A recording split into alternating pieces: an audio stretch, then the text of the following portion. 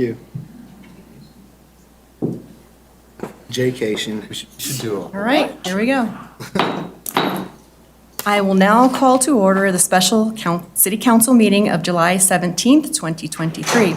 Joanna, will you please call the roll? Mayor Leidy will be late. Mayor Pro Tem Luke Manharamasa. Here? Councilmember Long. Here. Councilmember Jaramillo. Here. Councilmember Kondo. Here. Councilmember Burns. Here. Councilmember Goff. Here. Councilmember Brown will be absent. Councilmember Walker. Here. Thank you. Great, thank you. I will now entertain a motion to adjourn to executive session pursuant to Section 4.5 of the City of Northglenn Home Rule Charter for legal consultation and advice regarding the 111th place flooding issue. Please open the vote. Oh, I need a motion. So Sorry. moved. Seconded. Thank you. I will now please open the vote. The vote is open.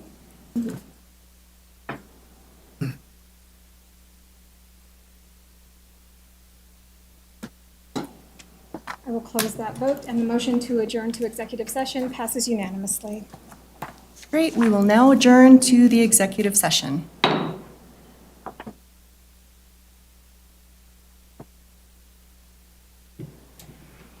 Then we have to wait.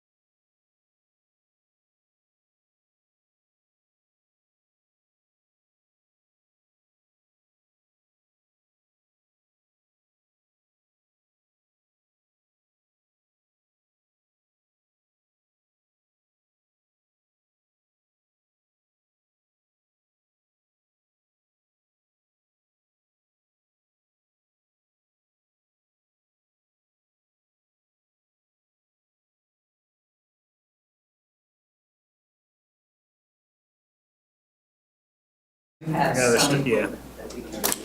Excellent. All right. Thank you for that. I will now call to order the study session meeting of July 17th, 2023. Members of the public are invited to attend in-person meetings in council chambers on the lower level of City Hall. Public access to tonight's meeting is also available on the Local Government Access Channel 8 for Comcast subscribers, on the city's YouTube channel online, and by telephone using the call-in numbers posted on the meeting agenda. Joanna, will you call the roll, please? Sorry, my computer's not connecting, so. That's okay. Mayor Leidy, Here. Mayor Pro Tem Luke Manhero-Massa, Here. Councilmember Long, Here. Councilmember Jaramillo, Here. Councilmember Kondo, Here. Councilmember Burns. Here. Councilmember Goff. Here. Councilmember Brown will be absent, and Councilmember Walker. Here. Thank you. Okay, we have 2 items tonight on the agenda. First up is the Crisis Response Unit update. Jessica Holtz, our Crisis Response Unit Program Manager, is here. Hi, Jessica. Good evening, Mayor and Council. Thanks for having me. I'm here tonight representing the Crisis Response Unit of North Glen, and I'm just here to provide the quarterly update. So this is going to be the mid-year update for the Crisis Unit.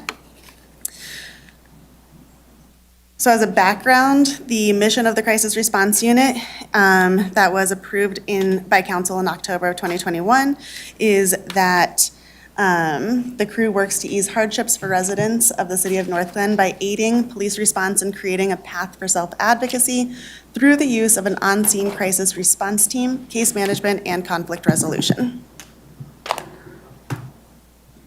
That was approved in October of 2021. Quickly after that, we formed policies and procedures. We took calls and referrals from code enforcement as well as our municipal court. In May of 2022, we started accepting North Glen police referrals, and as a reminder, we are ARPA funded through the end of 2024.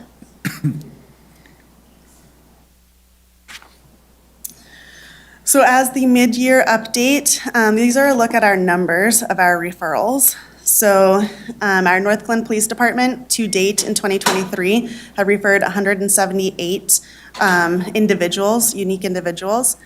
And in the parentheses, you're going to find out how many of those people are experiencing homelessness, as that is something that we keep track of here in North Glen as we combine our homeless liaison with our co-response team.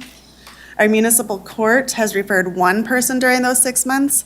It is noted that they have referred more individuals, but those individuals were already members of crew, and I'll break that down by referral source in the coming slides.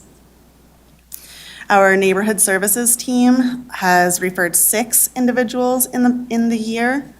It is also noted that we are just now starting with our active code enforcement referrals because the beginning half of the year, there's not as many code referrals due to the nature of weather and how code enforcement does their work. The community members have referred 23, 16 of which were experiencing homelessness, and community members are considered to be hospitals, schools. When we hear from council members themselves, those are all our community referrals. And people who have self-referred to us is 103 individuals, with 71 of them experiencing homelessness. So that is the one where we get the majority of our people experiencing homelessness. For a total of 311 unique individuals, new individuals that the crew has worked with January through end of June. And 133 of those were people experiencing homelessness. This is sometimes a startling statistic to see that number of people experiencing homelessness for the city of North Glen. I want to make it clear that we do not have 133 people sleeping on the streets of North Glen. So this is due to us hosting our resource hours, us having a collaboration across the county. We do hold the grant for having Colorado Legal Services here on Fridays, so people do come here to access those, and we capture all of that data. It's also noted here that the crew was gone for a week in June, so you'll see those numbers reflected later.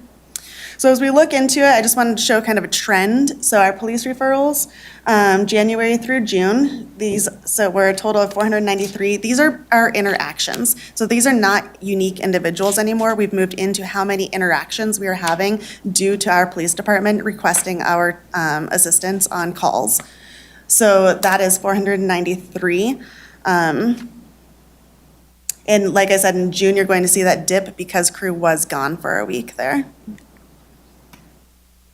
So when we're talking about our police referrals, when we look at why crew is being called out, 208 times were due to mental health concerns. 95 times were due to behavioral health concerns. The crew provided de-escalation services 109 times out of those 400-something calls.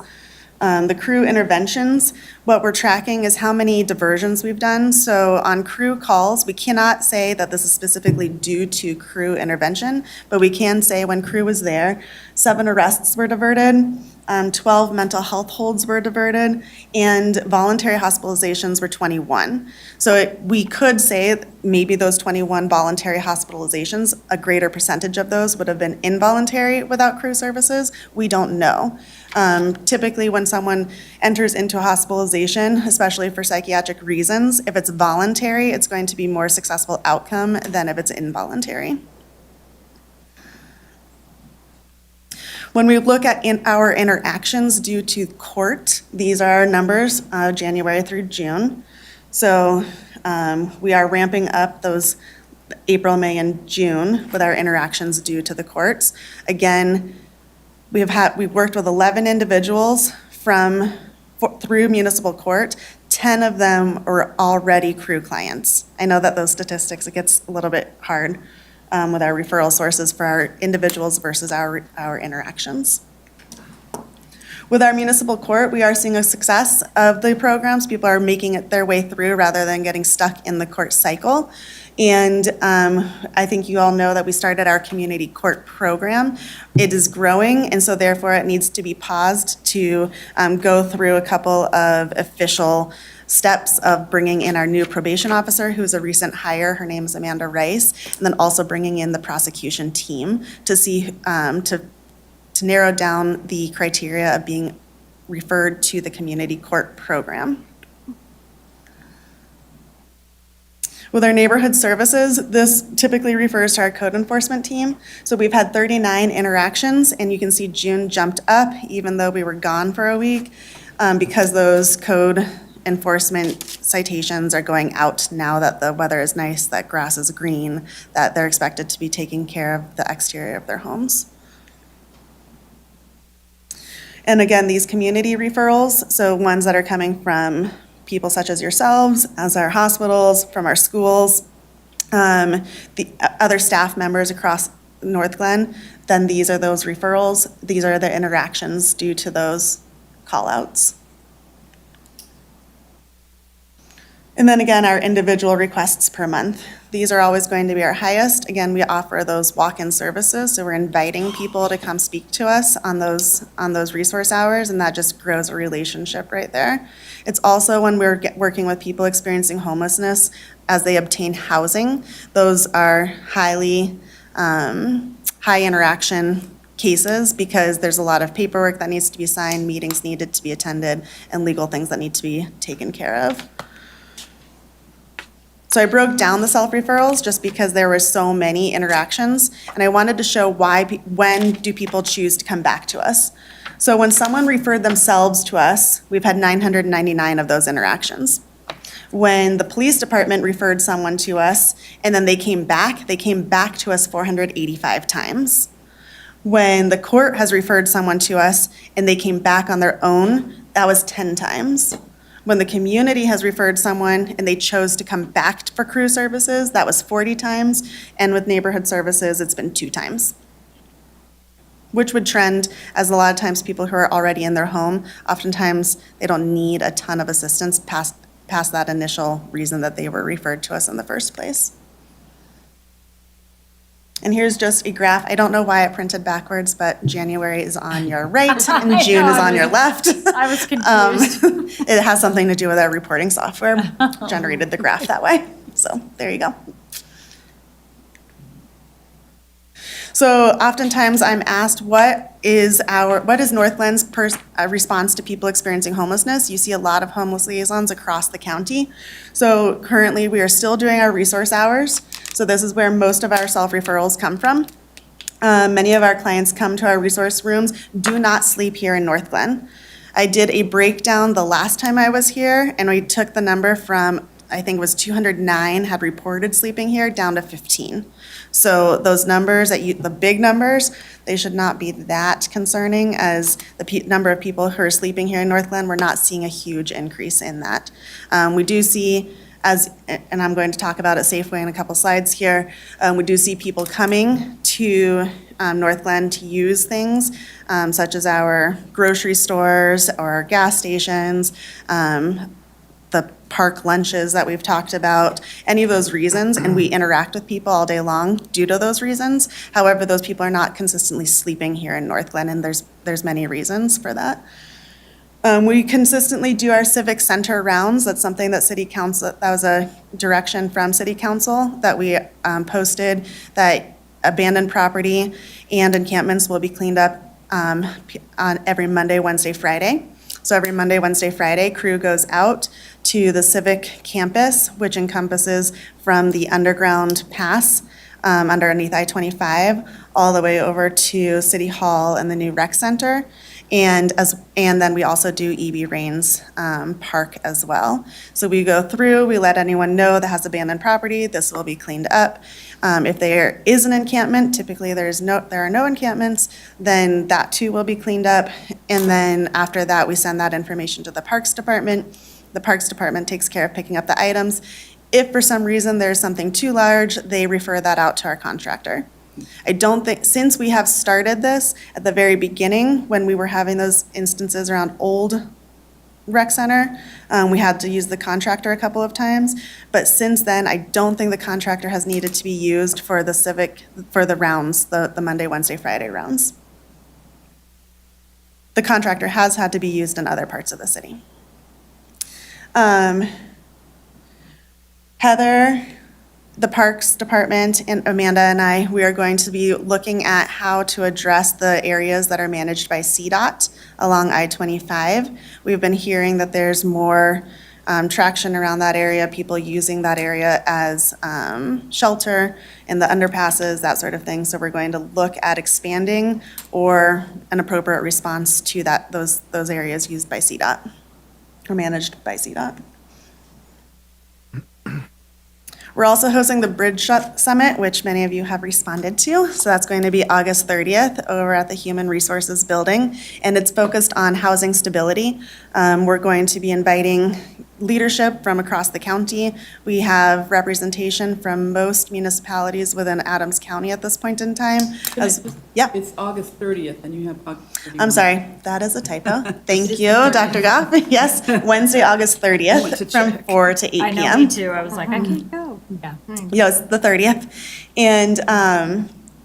And then we have many service providers from across Colorado coming to that. Some who are housed in Adams County that want to grow within Adams County, and then some who are outside of Adams County that are interested in partnering across the county.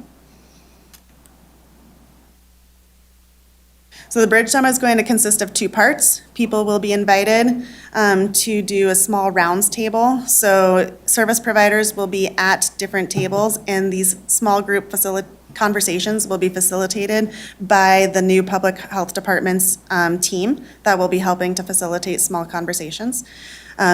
You as a team will move from small table to small table and learn about the different parts of housing stability, so shelters, transitional living, supports that go into helping someone stay housed once they've obtained housing. All of those different conversations will be happening.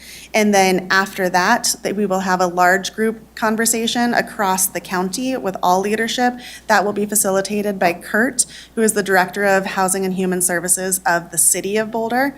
And the reason we chose him is because he has talked about how a couple years ago he wished that the City of Boulder had led this conversation, because they are now seeing the repercussions of not having collaboration across the county. It's also a city-led initiative, not a county-led initiative, so that's why we're having Kurt help us out He's been there and he's seen the growth and possibilities. Safeway is being addressed. I've heard that that's a concern. Whether it's a safety issue, also a perception of safety issue, it's being addressed. So Heather and I have met with Magalai, who is from corporate headquarters of Safeway. She oversees the loss and prevention and access control. And so she's gotten us in touch with her undercover team over at Safeway. They recently hired a visible security team as well. They have approached this from bringing in resources. They want to advertise resources when people are loitering around Safeway. They asked for a 90-day review after May 26th, which was our first meeting with Magalai and her team. And so we will be reviewing that come August, at the end of August, and seeing if any of the things that were put into place are having any type of impact. From Magalai's perspective, from the corporate level, this is not a high loss generation or generator, so they don't have as many concerns regarding theft from the store due to Northglen residents or the people shopping at that store or using that store. So she believes that there's more to do with perception and how can we help people feel safe when they're entering the store. So that's good news that Northglen's store is safe, but how do we help people and the residents and customers of Safeway feel like it's safe as well? Jessica, let me interject with a couple of things. Council, you may be thinking what I'm about to say.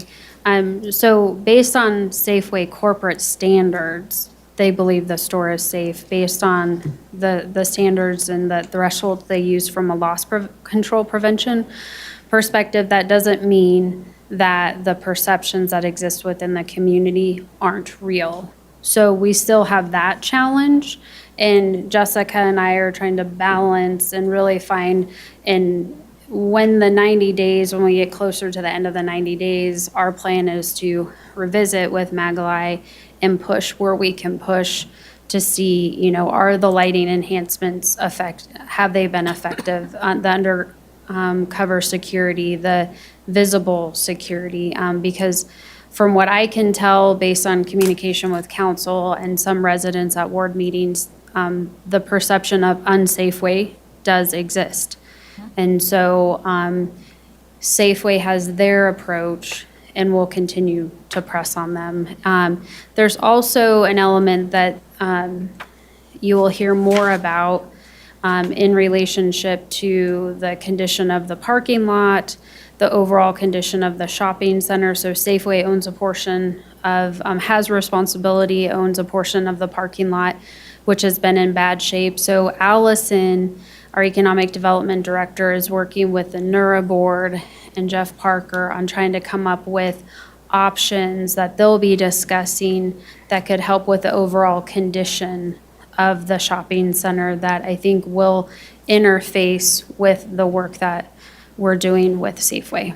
And so that's a conversation for a future meeting.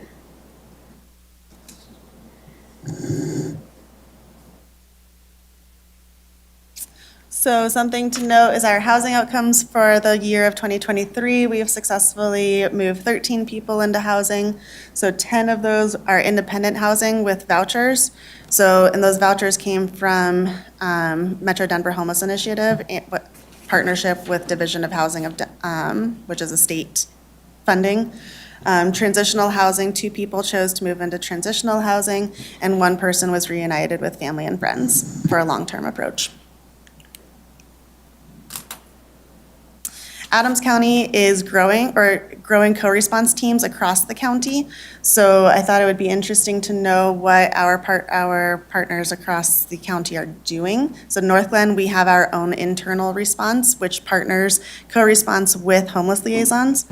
Westminster has an internal co-response team, and I forgot to put on here that they also have their own internal homeless liaison team. They keep them separate. Federal Heights has their own internal co-response team. Adams County has their own co-response team as a partnership with WellPower, who runs the STAR program in Denver that you might have heard of. And Brighton is hiring for their co-response team through Community Reach Center.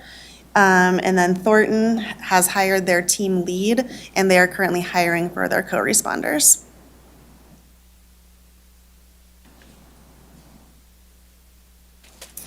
Ways that the crisis unit is using their voice within the community that's not just responding is we are part of the Criminal Justice Coordinating Council that looks at needs across the county when it comes to criminal justice. So the top need for that council right now is to reopen the Behavioral Urgent Care and Detox Center for Adams County. We are hosting the Bridge Summit with the City of North Glen. We are part of the M-Team meetings, which is hosted through Adult Protective Services. We are part of the SWAP Summit, so the Severe Weather Activation Program. They had a guiding summit for next year and what that is going to look like. We facilitate the Built for Zero meetings for all of Adams County. Built for Zero is a well-known, best-supported practice for ending homelessness. Currently, the focus is on veterans who are experiencing homelessness, and I think we've brought the veteran homelessness down to almost functional zero, meaning that you wouldn't have more people moving into homelessness that you have moving out. And I think we have about 8 people experiencing homelessness that are accounted for by name in Adams County who are a veteran experiencing homelessness. We helped the city of Delta. They started their own co-response program, and they modeled it after hours. Their city, their chief, and their city manager came to visit and shadow. And then we held many consulting meetings with them, so they are up and running now, which is very exciting for City of Delta. We are part of the Community Services Block Grant Advisory Council, so that advisory council receives the money for Adams County and then helps figure out where that money will be distributed to different nonprofits. Right now, Adams County is going through a needs assessment, and then from that, the nonprofits will be applying and awarded that money. And then we are also helping Federal Heights and Brighton with their beginnings of their co-response team. So they will be shadowing us as they get their staff hired and more settled. And then we also presented at the National Co-Responder Conference, and what our focus was on was a citywide approach. So a lot of co-response teams struggle in getting their numbers up because they only take referrals from the police department, and we're showing how there's a lot of intersection between people who are with the police department, with our code enforcement, with municipal court. There's a lot of crossover between those 3 different entities. So it can be a citywide. And when you bring in code enforcement, I always say they're some of our hardest clients, but it's also where our prevention work is done. So people are not yet in the throes of an entire crisis, but one is brewing within their house, and so we work to see what we can do to help mitigate that. As for our budget, so our operating budget is at that $64,861. We are on track to stay within budget this year. And with our personnel budget, we are currently staffed at myself and 4 co-responders. We feel it's adequate right now. We are watching the numbers, so right now we have an average of 12.5 interactions per day. If that goes to the 16 and above, then that might trigger us asking for one more personnel, and that person would be focused on the Friday through Monday, because that's where we have our least staff right now. And that's it for the update. Any questions?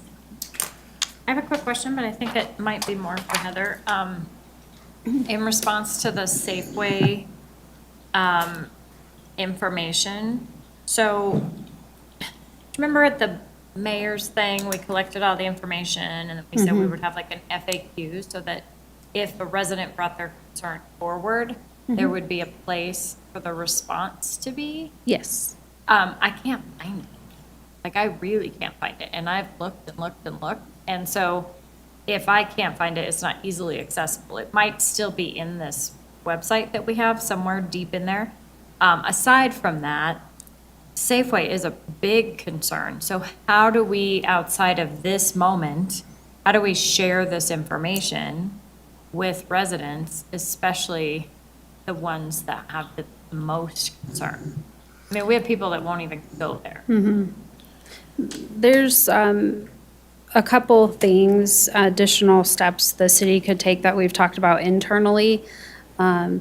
One would be, we could do a direct mailer either to homes adjacent to Safeway, or we could do a citywide mailer, similar to what we did a few years ago, I think, during the pandemic. We could also do some type of postcard to households. We could have a community meeting specific to the topic. Magalai was not receptive to any of those options when we discussed them. I tossed those out to her, and again, you know, Safeway has their methodology, and I really pressed hard trying to communicate, and I even shared the unsafe way perception.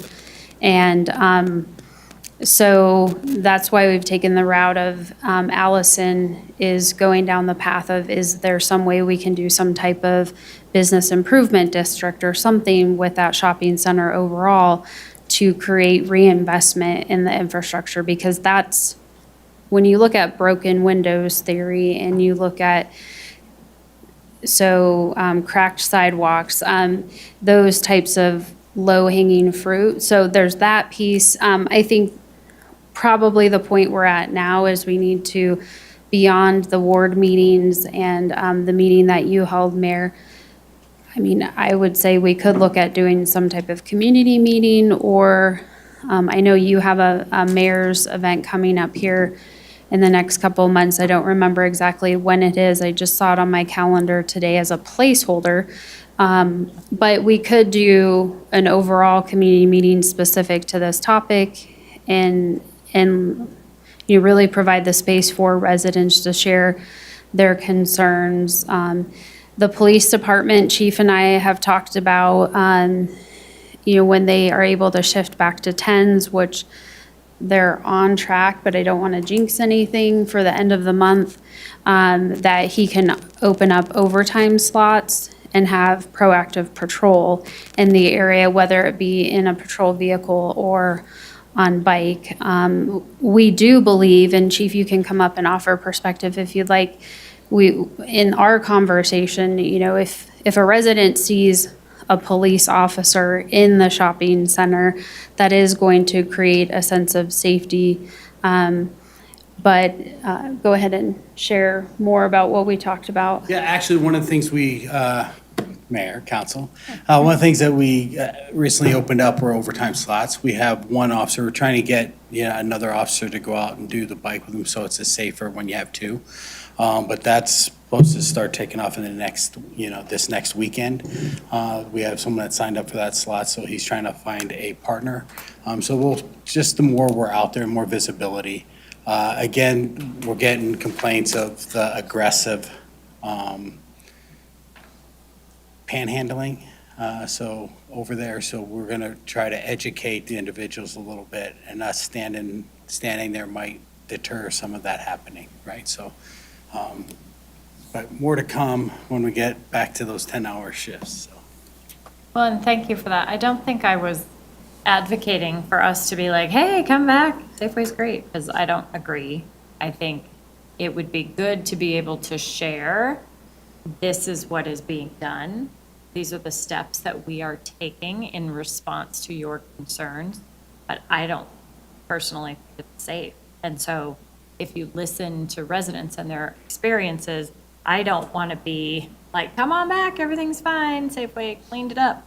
And then they have an incident and they're scared, or they're chased out of there, or they're, verbally attacked inside. Like, I don't want any of those behaviors to impact our residents, but I think it would be nice to say, you brought forward this concern, we're doing all this stuff behind the scenes to try to mitigate it. Mm-hmm.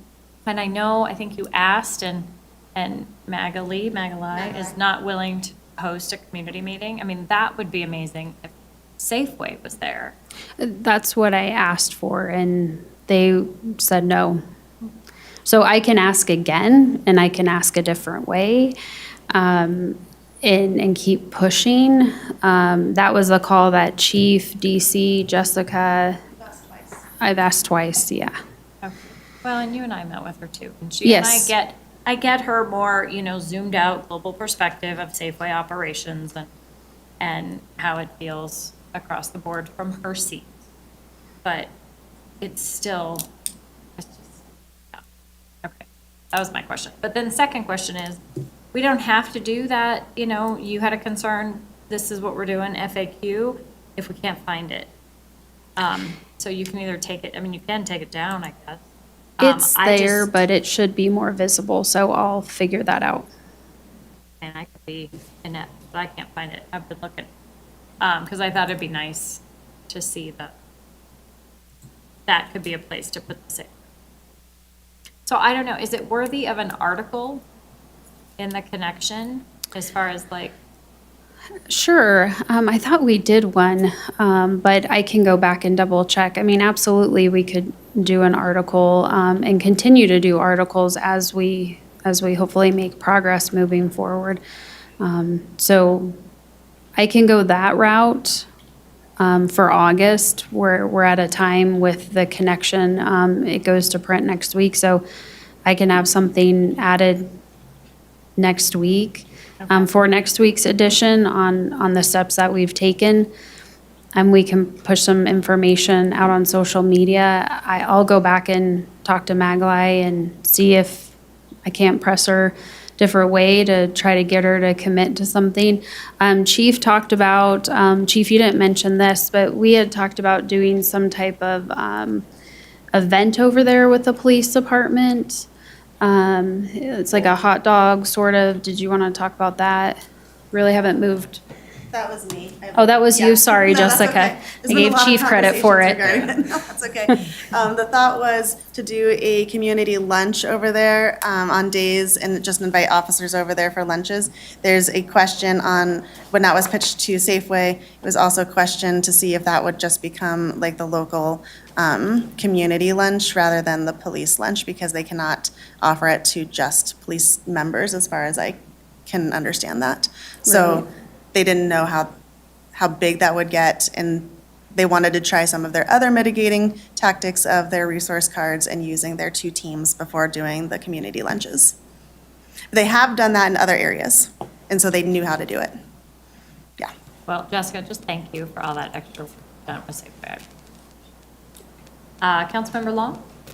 Jessica, thank you for your presentation, and thank you for all you do, Yeah. truly. I have a rhetorical question. I'm just doing it because you're at the podium and I see you as a subject matter expert, so here we go. Okay. I talk long and hard about detox centers somewhere in our county, somewhere, somehow. Is there any movement that's afoot? There with is. this? Oh, good. Yes. So as I said, the CJCC Criminal Justice Coordinating Council, it's their top agenda. I believe it's also one of the Chiefs Coordinating Council's top agendas, as well as the meeting that you go to with, I think, county officials or city leadership. They're being pressed by many different sides. I believe there's going to be an RFP or an RFI that's being done to see who would be the best lead in doing a detox/behavioral urgent care, and that should be happening shortly. So you have many players that are looking at, I think the county is looking to see which players are available. okay. Yeah, you have just quickly, you have the sheriff involved, you have the Board of County Commissioners, you have the county manager, you have all the city managers, you have all the chiefs of police, you have the crisis response units. Community Reach Center previously provided detox services, and then they shut those services down. And so I've been to one meeting, and I think there's been 2 to 3 meetings she's familiar with, where it was decided to go the path of issuing a request for information to see who else is interested and what level services they can provide versus solely just going back to CRC and saying, hey, can you stand up and hire staff to operate a detox center? So they're moving. It's not going to move super quick. I know the sheriff would like to have something stood up by the end of the year. We're probably not going to hit that milestone, but the health department is also involved. They're an important entity that didn't previously exist in terms of the county infrastructure and hierarchy. So thank you for that, Heather, I appreciate it. Thank you. There's probably conversations every week on that one. I've got one more, and this is probably not fair to ask, I'm gonna do it anyway. With everything that's in the news right now and things about taking place in city and county of Denver with the change of the leadership there, given your network of support services, I'm just checking the pulse for any sense that people have about what might be taking place with immigration coming from our southern borders as they might matriculate up into the state of Colorado and more importantly into our area. Sure. It's an anecdotal question. I don't know if it's even fair to ask, but I would really like your opinion. Yeah, there has not been a lot of conversation in Adams County regarding the immigration. It's more focused on people experiencing homelessness. You could say there's a crossover between the two, but the service providers that serve immigration versus people experiencing homelessness are very different. And so Denver County was looking at hiring an outside consultant. I think they revoked that money that was going to go to an outside consultant. They are now looking at service providers within Denver County who specialize in immigration to funnel that money that's dedicated towards immigration services. None of that money I've seen has been offered to Adams County, nor has Adams County been asked to handle the immigration influx to Denver. As far as I know, there's a lot of focus on Denver as to where people who are coming through Denver, where their final spot is going to be with family members across the United States. And I think that's one of the main focuses of it. But as for Adams County and more specifically North Glen, so far there's been no asks. Thank you, Jessica. Yep. Appreciate your answer. Yep. Councilmember Kondo? Yes, thank you, Madam Mayor. I have a question and then one thought for consideration. So my question is, code enforcement is referring people, and I'm just trying to visualize that in my mind. Is that somebody knocking on the door, seeing somebody with tall grass, and all of a sudden realizing, oh, this family is having a mental Mental crisis? situation? No. Is that- So. Help me understand that. Sure, that's a great question. So when code enforcement is out there, if they are issuing a citation and they start to engage with the resident and find out that there was a recent loss in the family, if there's a physical disability within the family, so they're not able to get that work done, if they're falling within a certain income bracket, then they know that there's services and opportunities available. So they get that individual connected with us. Things that we are able to do are bring in volunteer groups. We have done that. We have helped people apply for certain grants to get their homes taken care of.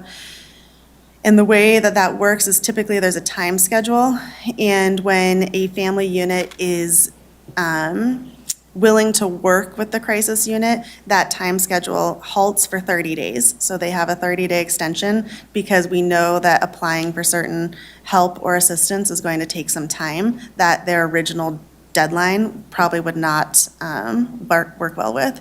So we got a referral this morning, so we know that the referral came today. So whatever deadline that person was going to have, I think it's usually within 2 weeks, was extended an extra 30 days. We then go into our own flow chart. Within 3 days, we make contact with that family and we find out, if this is going to be a physical health, if it's a mental health, or if it's a financial crisis. And then that kind of dictates where we go from there. If the person is also willing to work with crew. So sometimes it's just helping coordinate phone calls with family members to organize people coming in and helping their family take care of their yard. Sometimes it is applying for financial assistance and then seeing which work crews can go ahead and help using that financial assistance. And sometimes our code enforcement team even sometimes puts together volunteer groups. So the crew helps organize those volunteer hours, and then the code enforcement team will volunteer for that family as well. Gotcha. And then my second piece, at the CML convention, which took place 2 weeks ago, feels like longer, I sat in on a session where I believe Thornton's homeless outreach team gave the presentation, and it was a good presentation. They only have 2 people, though, covering 140,000 people, This is which correct. was a head scratcher for me. And we have 5 covering about 40,000, just using round numbers. And I know you're doing great work, and I appreciate the fact that on your slide, you did the math for me 2250 number of direct interactions over 5 people, or how many days, 12.5. And so you're saying at 16, that's going to trigger It likely. could. It could. We It would have could. to see what that 16 feels like. So 16 per day might feel like a lot, especially if we are working on more in-depth mental health matters. So as the crew kind of establishes themselves here in North Glen, we are utilized more for mental health matters. So that's also case managing with hospitals and continued care for after a person leaves a hospital. So some more of those in-depth things. Is So 16 kind of a threshold or a criteria, maybe within your community, or? Nope. So that was me assessing our workload and right now, we feel busy, but we don't feel crushed. And so I was just thinking, what would trigger for that number to go up? Especially when you work so typically we have 3 co-responders on per day, Tuesday, Wednesdays, and Thursdays, and Mondays and Fridays. Everyone's schedule kind of bounces. But then if you work in people's vacation time or sick leave and that sort of thing, then typically over the course of the year, you get so many sick days per year, so you average that out. And so just looking at the workload the crew can handle feels doable right now. If we were to take on another 4 clients per day, that would feel like a lot. And so I just said that may trigger the ask for another co-responder. Gotcha. Yeah. One thing for consideration, I just think that our program, not to pat ourselves on the back, just seems like it's so much more robust and mature. It would be nice if you could present at CML next year. I don't know how you go about. Yeah, so we presented last year at CML. Yeah. So we took a year off, but next year we will be pitching another presentation. And that one will focus on bringing co-response and homeless liaisons together. A lot of cities keep those apart. You mentioned Thornton. They're actually down to 1 homeless liaison, and their homeless outreach is quite a bit different. They are allowed to offer the same person an outreach 2 times, and then that's it, and they do no case management. So they just have a lot more strict regulations as to what they can do to help people move along. And typically that is 2 outreaches, which is, do you want socks? And, do you need access to food? And then 2 contacts, and then that's it. Cameron is no longer with Thornton, so now it's just back down to Myra again. But they are starting their co-response team, which is different. It's being funded through the opiate grant, so it needs to be tied to opiate response. They hired, I won't get into it, but they hired a great person coming from Westminster who's trying to build up that team now. Okay. But it's kept separate from homeless liaison. Well, again, I sat in that session, and they showed me the picture of the homeless outreach team car, and I thought, boy, this is really nice. I mean, we do a lot more meaningful things than just have a nice car with logos on. You did approve our car back in January. We got it today. Yeah. Very excited to have our car today. Yeah. Well, again, great work that you do, and, I think about you a lot, clearly. Thank And I you. send you emails, too. Yes, you do. Thank you. I appreciate it. Councilmember Byrne? Thank you, Madam Mayor. Thank you for all that you do. Mhm. This is amazing. Thanks. I have a few questions. I'm going to try and go in chronological order of the presentation. Sure. So, and this is not like a negative on y'all. You deserve vacation, you deserve sick days. But what happens to people when you guys are gone for that? Like, because you talk about like mitigating arrest and that sort of thing. What Sure. happens to Yeah, those that's a people? great question. Yeah. So we did look at that. Out of our referral sources, it was the police department that was going to have the most impact. So that conference, we left Saturday, came back Wednesday. That's 5 working days. When we looked at the hours that we did, because we did team meetings and stuff like that on Saturday when we got there. Then I came back and I still held office hours by myself on Friday. So our self-referrals did not suffer. So really, it was the police department out those 5 days for their calls. Our code enforcement, that's scheduled, so we're not in on-scene response for code enforcement, nor are we for municipal court. Those are case conferences, so people are referred to us, and then we schedule meetings with them. So yes, it was a hit on our police officers, and we just asked for forgiveness with them. And then we were learning and presenting. One of our sergeants went with us as well, and we took back a lot of notes and ways to either focus our work, and then in the future, what we can do to partner with our police department even further. That's amazing, and I definitely don't want to take away from that. I guess like more to the heart of my question. Were there people who y'all would have mitigated from being arrested and now have that on their? That's a good question. So our arrest mitigation isn't huge. Okay. And when we're talking about the arrest mitigation that crew can do, we're talking about lower level lying offenses. Because we're able to talk someone into going with us somewhere instead of continuing to their behavior in the public. It's not one of our main goals right now. Our main goal is to help someone self-advocate for themselves and get themselves into a better spot. So potentially, could someone have suffered? Potentially. Most likely, yeah, or missed out on that opportunity maybe, or missed out on talking to crew, most likely. We did always keep our cell phones on. Our clients know how to reach us by cell phone. Our officers, we knew how to reach us by cell phone. We texted, we emailed. We didn't discontinue any of that type of work just because we were at the conference. Perfect. I think, I mean, we are, again, at ourselves back. Seems like you're a gold standard in our surrounding municipalities. So maybe as their teams build up, we can have some sort of like helper system moving forward. Yeah. Because like, everyone deserves time off. You deserve those to be conferences to learn, grow. But I think we also owe our community members the same. Okay, moving along in the presentation to my next question. Yep. Safeway. Yes. I think it's super interesting that they are only measuring theft as a level of safety, So which I Yeah. don't know how that correlates to us personally. So I think when you're talking to corporate, and Heather, please jump in if I'm saying something wrong.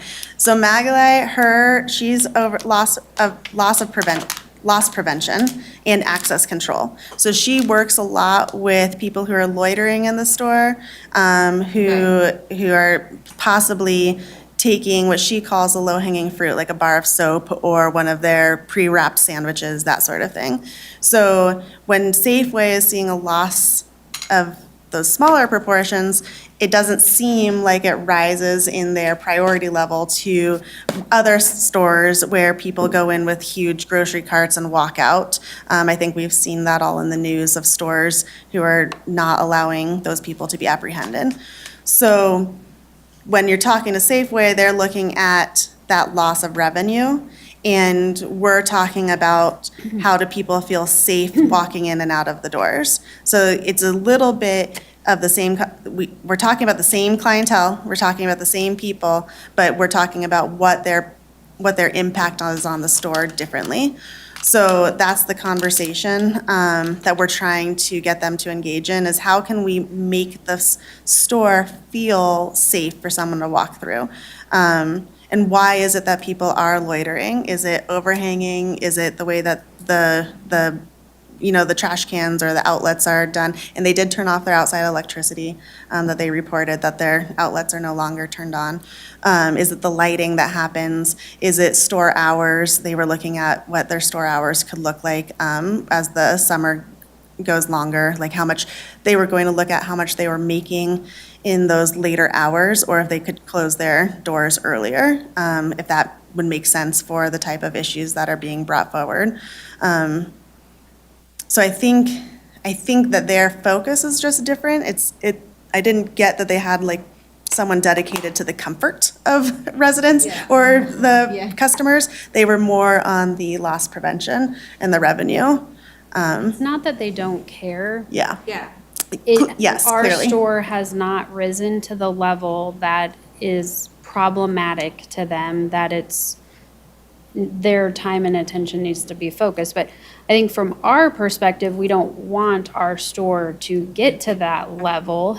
And in communication with them, I really tried to explain that we have long-term residents. So when you have, a 30, 40, 50-year resident who knows the Safeway from, what it used to look like to what Safeway looks like today, that's what we're trying to reconcile. And maybe we can't go all the way back to what it looked like, when it was built, when North Glen looked very different. But how do we ensure a safe store and address the perception that people believe it's unsafe? And so it's, it's going to take work on our part and persistence to make sure we're on their radar. And then if we can find things that we can do, I will do as much as we can to, like I said, press on them and push them to try to do more.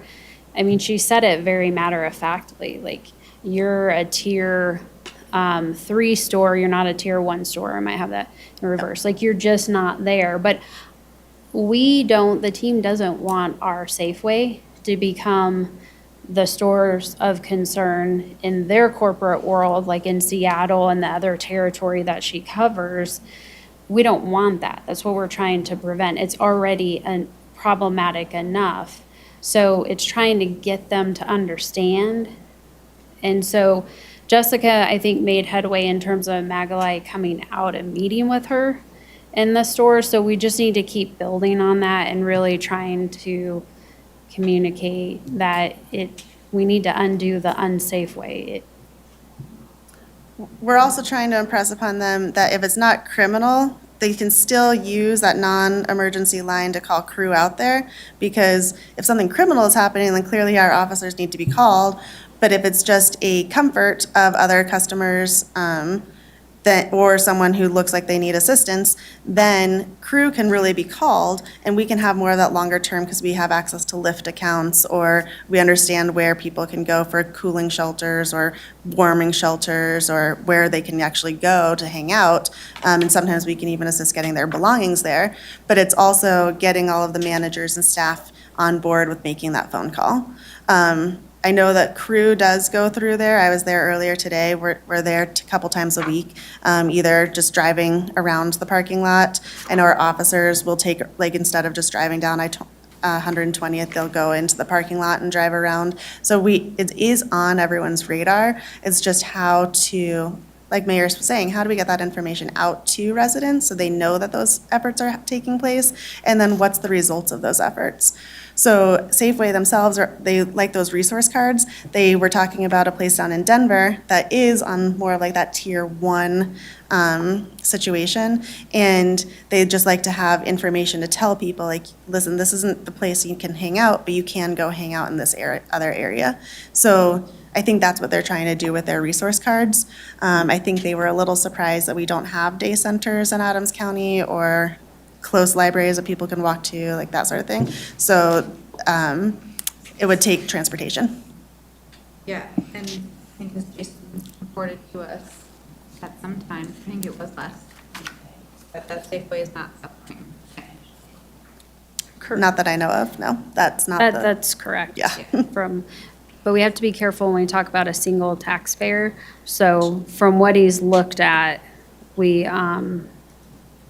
and he was gonna look again, but, Yeah.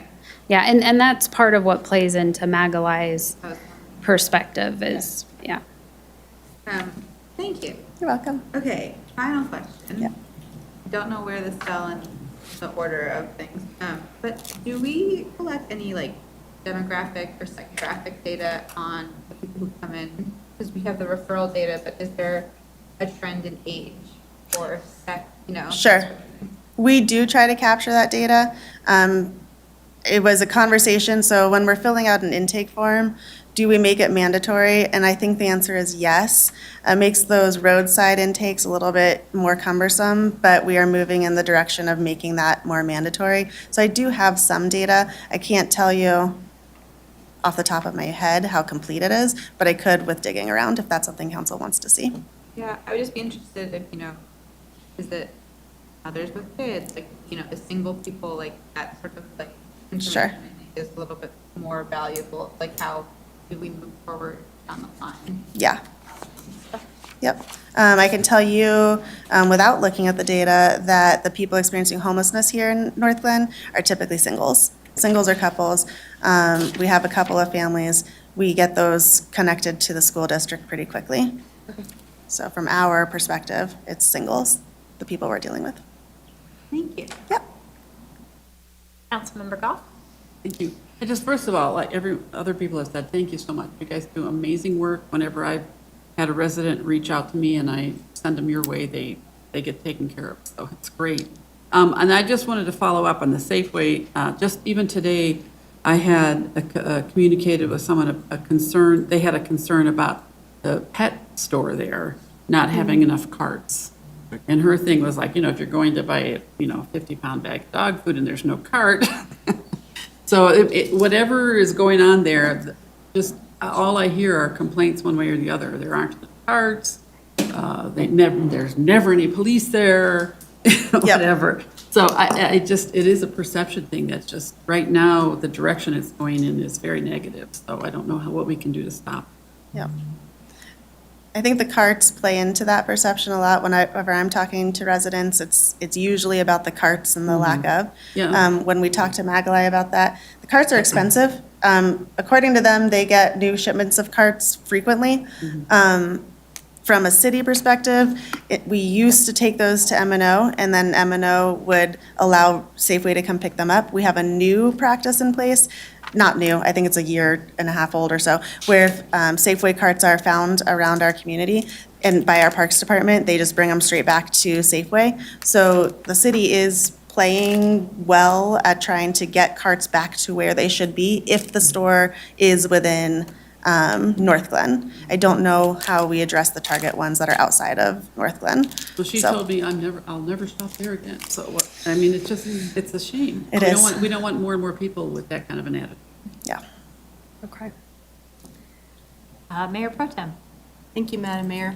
I was actually going to start with the shopping carts, just because I remember on my business walk with the Business Retention and Expansion Committee, and in my role as liaison to the North Glen Senior Organization, the one thing I heard the most was from seniors, just because they rely on the carts, and there wasn't enough carts. But what I also heard at that time, that locking carts were not an option back then because the parts were hard to get. And plus it's expensive. So is that still an issue? And then I'll just kind of keep going here. Very interested in some kind of business development assistance, because overall, if we're talking about SEPTED and we're talking about broken windows theory, as the city manager mentioned before, yes, the parking lot itself is in terrible condition, but then you also, in my recollection, like the ARC has areas where people can hide, and, they've used it for relieving themselves, is what I heard even. And, and it all ties in together. So I think having that kind of assessment, if they don't have the funds maybe to pour into, or, having the steps, like these things need to happen to make this overall perception for everyone to continue to shop there. I know the bathrooms had to be locked. Is that still a case, right? I believe so, Because of, yes. Opioid use or use. So those things, I just don't think that we can deal with one thing without dealing with the whole package. Right, And sometimes they need a little push. right. If there is a community meeting just scheduled, maybe they will show up. It's like, do you want representation, or do you want everybody to just kind of, talk about what's going on? So that was my first part. Shopping carts, still expensive, parts not available, is that the case? As far as I know, I think Heather and I talked with Magalai at the first meeting, so that May meeting about the shopping carts and pieces, but I can't recall if they were still saying that they weren't available or not. Okay. Can That's you- what she said last time. Yeah, I think, but the meeting I just had with her, I can't remember if we brought it back up or not, but that's what she said in the May meeting.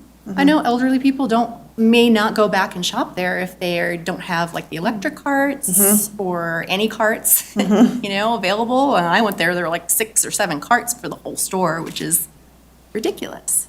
That's something that has to be dealt with. And we can't force a private business to do that. To invest in Public their carts. understand, right. Your crew is doing an amazing job. Thank you. Just fantastic. This is why you're an example for other cities. We knew it was going to happen back in 2021 when we approved the ARPA funds. It's been the best use of, not the best, but one of the best things that we've done. So amazing job. I have a question because I can't remember. What is the M team? Could you explain the M team again Sure. to me? Because I am just drawing a blank for Yeah. that specific one. The M team is led by Adult Protective Services. And so once a month, their case management gets on and can talk about services that are offered to seniors, ways to help seniors stay safe. We can bring case studies to their team because it's all protected confidentiality. I think they have caseworkers from hospitals that join when they have a case study that comes on. So we're just part of that M team and talk about residents that we are concerned about. Okay, thank you for that. Vouchers, when vouchers are needed for clients that come into the resource center, are there enough? Are they readily available? Is it Vouchers for Housing? No. So, the way the vouchers work, so there are, and I could do a whole presentation on housing. So you have Section 8 housing vouchers, which are open to the public through housing authorities. Those vouchers are open 2 days every year for people to get on the wait list.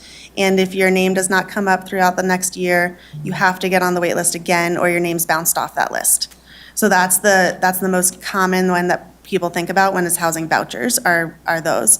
Then you have HUD, the federal program that distributes money to counties across America, depending on their PIT count, their point-in-time count, which is a count of people experiencing homelessness in January, so the end of January. And the number of people that you count, then that determines how much funding you're going to get from HUD to put towards vouchers. To access those vouchers, you have to have a case manager who refers you to Metro Denver Homeless Initiative, and you have to be considered chronically homeless, which means that you've been experiencing homelessness for over 12 months over the past 36.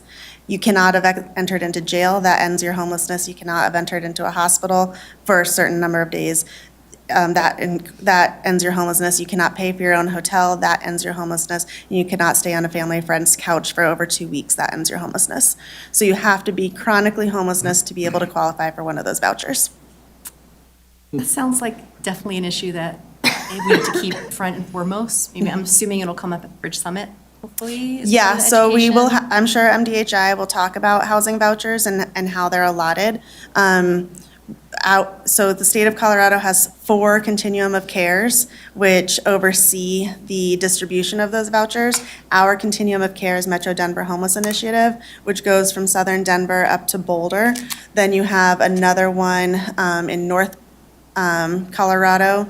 You have one that kind of makes a big U around Colorado, and then I think you have one down in Colorado Springs is your 4th one. And so each one of those 4 are given the money from HUD, and then that determines how many vouchers they will have. So I meet Joe, I determine that Joe has been experiencing chronic homelessness. I do a risk assessment with Joe. I input that to the Homeless Management Information System, which is overseen by Metro Denver Homeless Initiative. Their team then looks at all of those applicants. I think there's over 1,500 on the waiting list right now, and then they can match Joe with housing. It's not just the vouchers in that system, it's also for different types of transitional housing. So for women, there is a women's home in Denver that they can go into. And then Adams County just created the Olmsted voucher, which was 15 for Adams County, and for people exiting institutions. So that's because people who are in an institution, their homelessness has ended. So people who are in jail or in a hospital, in a rehab setting, we had 15 extra vouchers. Northland got 7 of those 15 for all of Adams County. It just seems like there's so many barriers. Thank you so much for that explanation, just as refreshers for us, but also for the public, listening to just what it takes and how hard it is to obtain vouchers that people need to move into housing. Correct. So I look forward to that discussion at the Bridge Summit, and thank you for putting on the Bridge Summit. Yeah. I'll leave it at that. Thank you so much. You're welcome, thank you. Councilmember Jaramillo? Thank you, Mayor. I just want to say it's very impressive that there's 12 interactions each day. Like, that's very impressive. Great work. And also, thank you for working with Built for Zero. I was there for that presentation at CML. Thank you for helping our veterans to, not. Yeah. And also, I'd like to be included in these conversations with Safeway and the neighboring businesses. I do frequently go to those businesses Sure. to, help them out for sure. But also to also have the same experience as everybody else there who's dealing. So I do, and I understand, and I have some concerns as well. So I'd like to be included, and I'm sure that Councilmember Brown would also like to, and I'm sure she'd have plenty of questions if she was here, but I'm sure both of us would like to be included. in Sure. that. Can I provide a clarification? So part of my initial ask to Magalai was to have a meeting, and she had concerns with meeting with elected officials. So, again, not right or wrong, just that's where she's at. So I can ask again, if she's willing to come to the table and sit down, hear your concerns, hear Becky's concerns. The mayor and I met with her back in December, but, she did not want to go that route. So that's why you haven't been included. And I believe I communicated that previously to council, but that's her approach at this point in time. Well, neighboring businesses I'm open to, whether it's Petco or Floyd's Barber Shop or Art, whatever it is. Party City, I know there might be meetings to come, sure, but, I don't know, I'd like to be included to help what I can do, that's Ward 2, so I'd like to take some more ownership in that and help create the change we want to see. Thank you. I had a quick question, and maybe I missed it. Can you clarify the difference, just for anyone who's looking at the presentation, between the mental health and behavioral health? Sure. So it's a tricky one. Yeah. So you can have behavioral health concerns that are distressing behaviors to the public, going into traffic for whatever reason, whether you are suicidal or using substances. That's going to be a behavioral health concern. Mental health is going to be more dementia, schizophrenia, believing that you're seeing things, hallucinations, that sort of thing. So behavioral, when you're experiencing a mental health emergency, does not necessarily mean you're experiencing a behavioral health emergency. Usually behavioral health will have some type of mental health with it as well. Thank you. I just thought it was broken out in the data, and I was like, oh, okay. Yes. Thank you. And I just want to, take us back to this whole entire conversation got started when we hired Jessica half-time. Yes. So we had you half-time as a community navigator, and your skills just blossomed, and we knew we needed to have you full-time. Then crew developed, and the work you have done is absolutely incredible. And yes, it is a gold standard for the region. And yes, their presentation at CML was beautiful. Sorry. But it was, yeah, it was, and it is because of what you did here tonight as well, is you're very articulate, you're very thorough, you know what you're talking about, and that is so appreciated.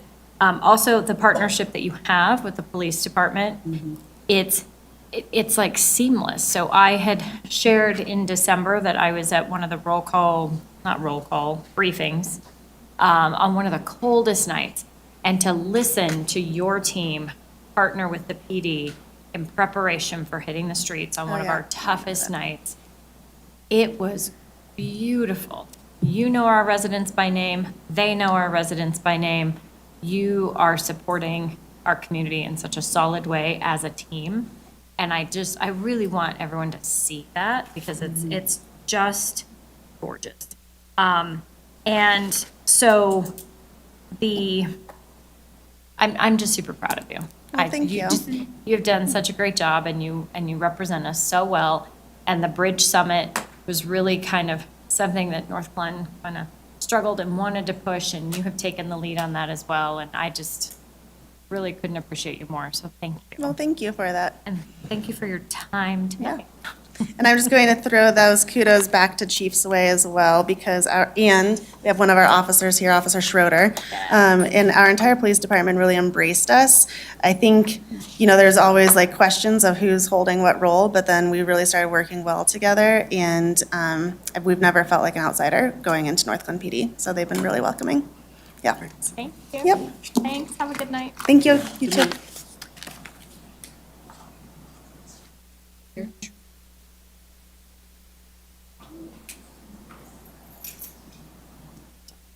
Okay, oh, my apologies. All right, next thing, we have the Northglenn Playbook Update. Amanda Peterson, Director of Parks, Recreation, and Culture, is here to talk about parks. Hello. Hello, good evening, Mayor and Council. I am actually just going to introduce Jay Rankins from MIG. Jay is going to provide an update on the process so far for Playbook, which is our Parks, Recreation, and Culture Long-Range Plan. The same presentation was provided to the Parks and Recreation Advisory Board this past Thursday evening. And they had the opportunity to hear the presentation as well as to provide some feedback.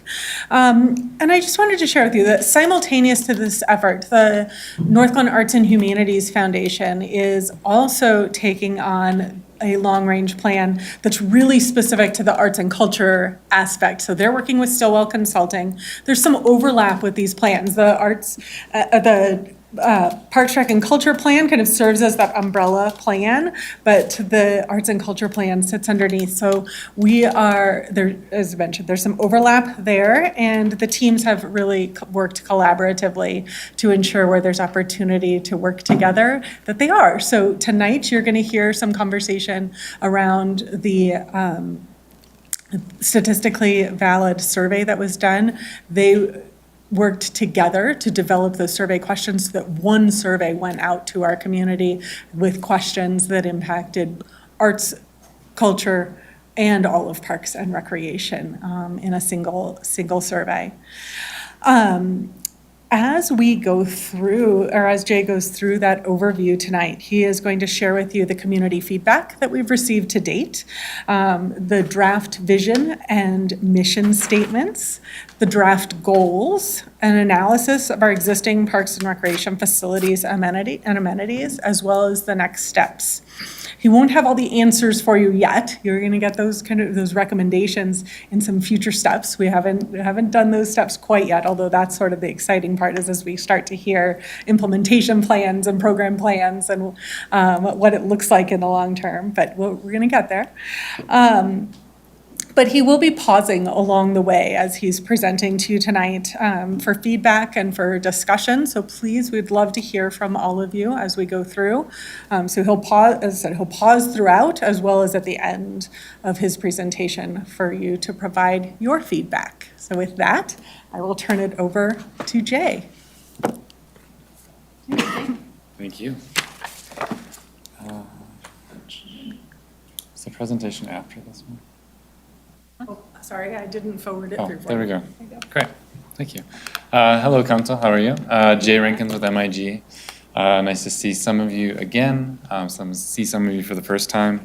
We're really blessed to be working with Northglenn again, this time on Parks, Recreation, and Culture, on the long-range plan, which we have, part of the process earlier was actually branding it, Playbook. Did not have this name before, and we really liked the name.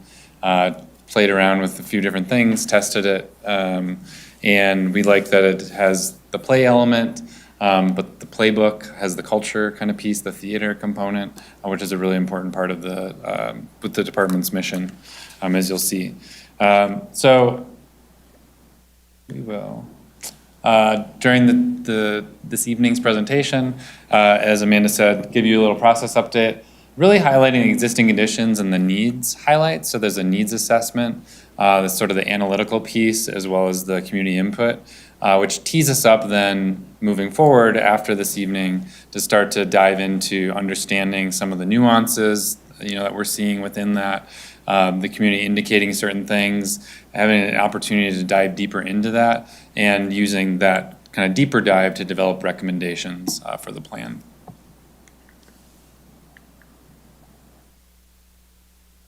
All right, our process update. So we have 5 phases of the planning process. I think it's just me.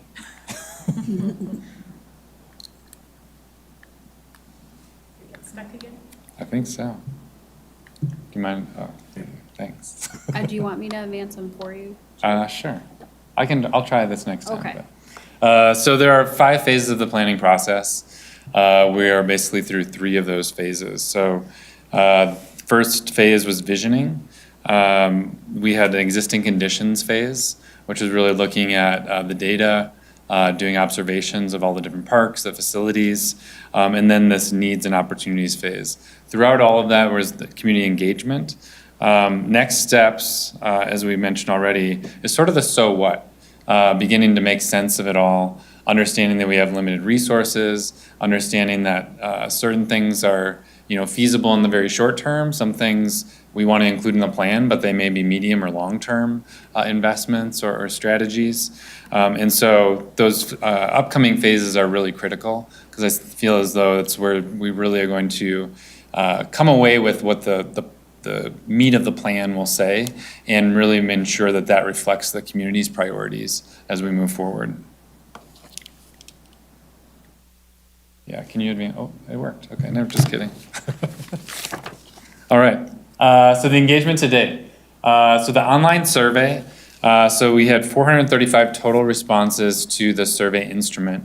There were 2 different ways that we distributed that. For the first month or so, almost approaching 5 weeks, it was a statistically valid mailed survey, and we had 300 responses to that. Which gave a pretty high level of confidence. There was then an open link provided as well to the same survey instrument after the initial survey had closed. And we had 135 respondents to that as well. Most of the results actually corresponded fairly well. In the detailed report, which was included, I think, in your materials, it does highlight a few differences that we saw between the statistically valid survey and the open link survey. In addition to the online survey, we had stakeholder focus groups on March 2nd, including different participants and programs, different ages. We had a couple youth participants, seniors, people who participated in judo and different things, and as well as staff in those sessions. Community workshop on April 3rd, that was at the Recreation Center. We basically did it as sort of an intercept event. We did some presentations. We cycled through to the presentation a few times. And then basically people coming and going to the rec center were invited to stop, interact with different poster boards, provide their input. And it was a pretty good kickoff to the survey, actually the open link to the survey. And then there's been some pop-up engagement. This has been staffed by the folks working on the arts and culture long-range plan, ourselves, working on the parks, recreation and culture long-range plan, as well as staff. So we covered the youth theater event on April 28th, actually caught the performance, which was fantastic, which was a pretty nice perk of that one. Derby Day on April 29th, and then the Food Truck Carnival on May 20th and 21st.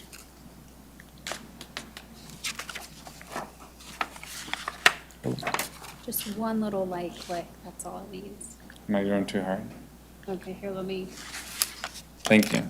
so there, okay. Okay, can you go one more? One more? Thank you.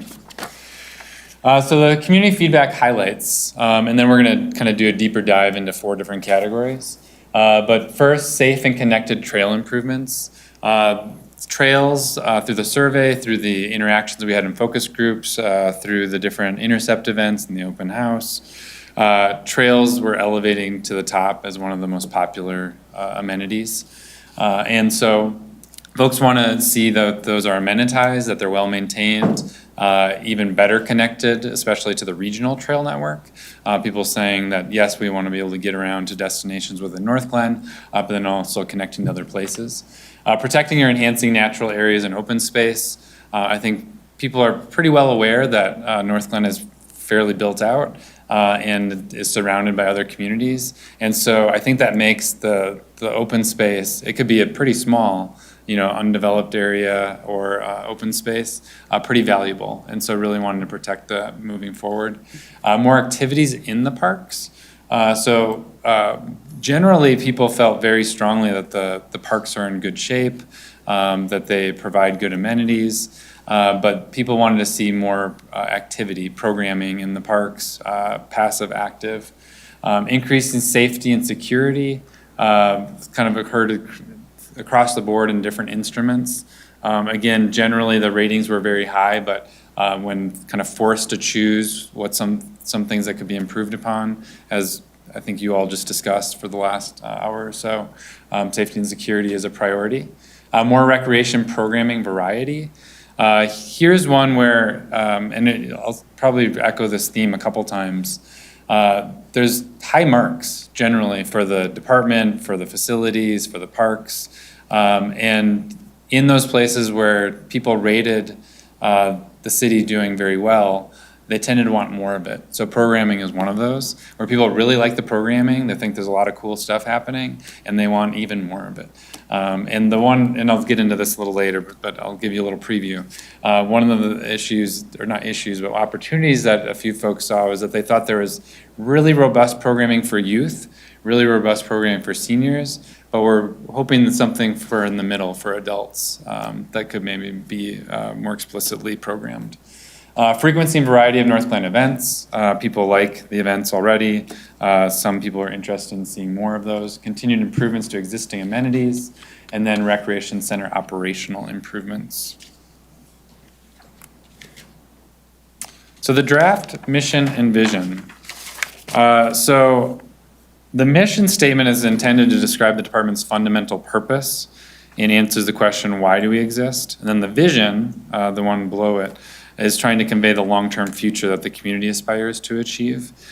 So in some ways, the mission is sort of inwardly focused, sort of on the staff, on the department, on the city as a whole, you all sort of embodying that too. What you're trying to achieve in parks, recreation, and culture.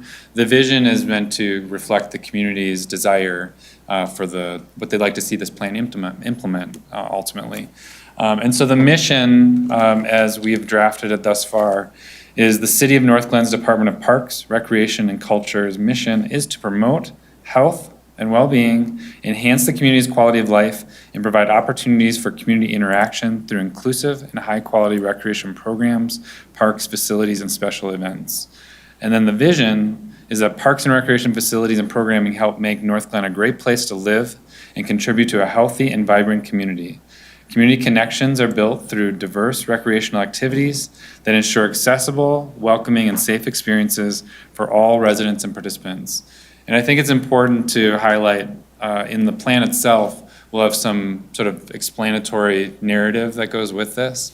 But in particular, the community connections, I think is an important one, that it's both literal, physical connections, but also social connections and social bonds, that the parks and recreation and culture amenities, programming, the staff really contribute to social cohesion in the sense of community across North Glen. And I just want to present the goals really fast and then sort of pause and we can go back and talk about vision, mission, goals. See if you have any questions or input of your own that you want to make sure is incorporated in there or emphasized. The draft goals are going to provide the direction for implementing that vision. And so these will be sort of integrated throughout and guide the recommendations. We did get some feedback from the Parks and Recreation Advisory Board last week and during that session, some interest in maybe giving these a little more teeth, making them measurable goals. So we will be exploring looking at metrics to help us evaluate these. In part, that will be identified in the implementation strategy itself, but we do think that the goals could be advanced a little further through the remainder of the process. And the continued community engagement will give us an opportunity to dive a little deeper there. But we have 7 goals identified: quality of life, creating joy and enhancing quality of life for residents and visitors; health and wellness, promote physical and mental wellness for all residents; And I think you're seeing some nuance being captured. I know the statements are short, but quality of life, for instance, the fact that it says residents and visitors is very deliberate. Health and wellness, that it's about mental health as well as physical health. Equitable access, providing equitable, inclusive access to all residents. Safety and maintenance, ensuring parks and recreation facilities are safe and well-maintained. Community needs, responding to the community-driven needs and desires. Social connections, support social connectedness within the community. And North Glen Pride, contribute to a unique identity and encourage city pride. That was a really, I mean, all of these were sort of prevalent themes that we heard throughout the different conversations, but I'd especially highlight that North Glen Pride piece. People have a lot of pride in the parks and recreation amenities, the new facility, the theater programming that exists today. And a lot of people identified it as something that could be leveraged even further to help sort of distinguish North Glen from the North Metro area, from the Denver region a bit, and really something to lean into in terms of establishing or further establishing the city's identity. But I'll go back to the vision and mission. Any thoughts or comments on the mission vision, again, that you'd like to see incorporated or highlighted or you think might be missing that we may consider incorporating as we move forward? Councilmember Burns? Thank you, Madam Mayor. Jay, you can blame me for the points that I made at Parks and Rec Board about the goals and the mission and vision. I brought up specifically just to have, we change as a body, and this is a long-term plan, and I wanted to make sure that staff had tangible goals that they could achieve. It wasn't just kind of feelings and could be interpreted differently as time moves on and things change. So that was kind of my perspective of that feedback. Otherwise, I think it's great. Love hearing it again. Thank you. 9:30 p.m. Did it not exist and then it does now? I'm So- confused there.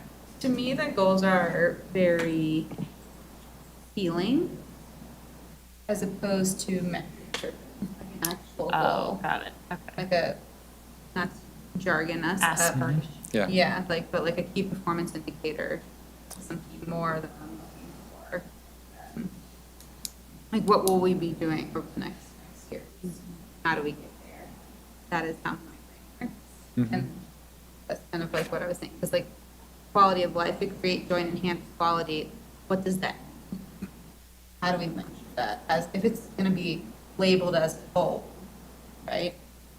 Versus kind of like, otherwise we could kind of throw these under the vision. Was fine.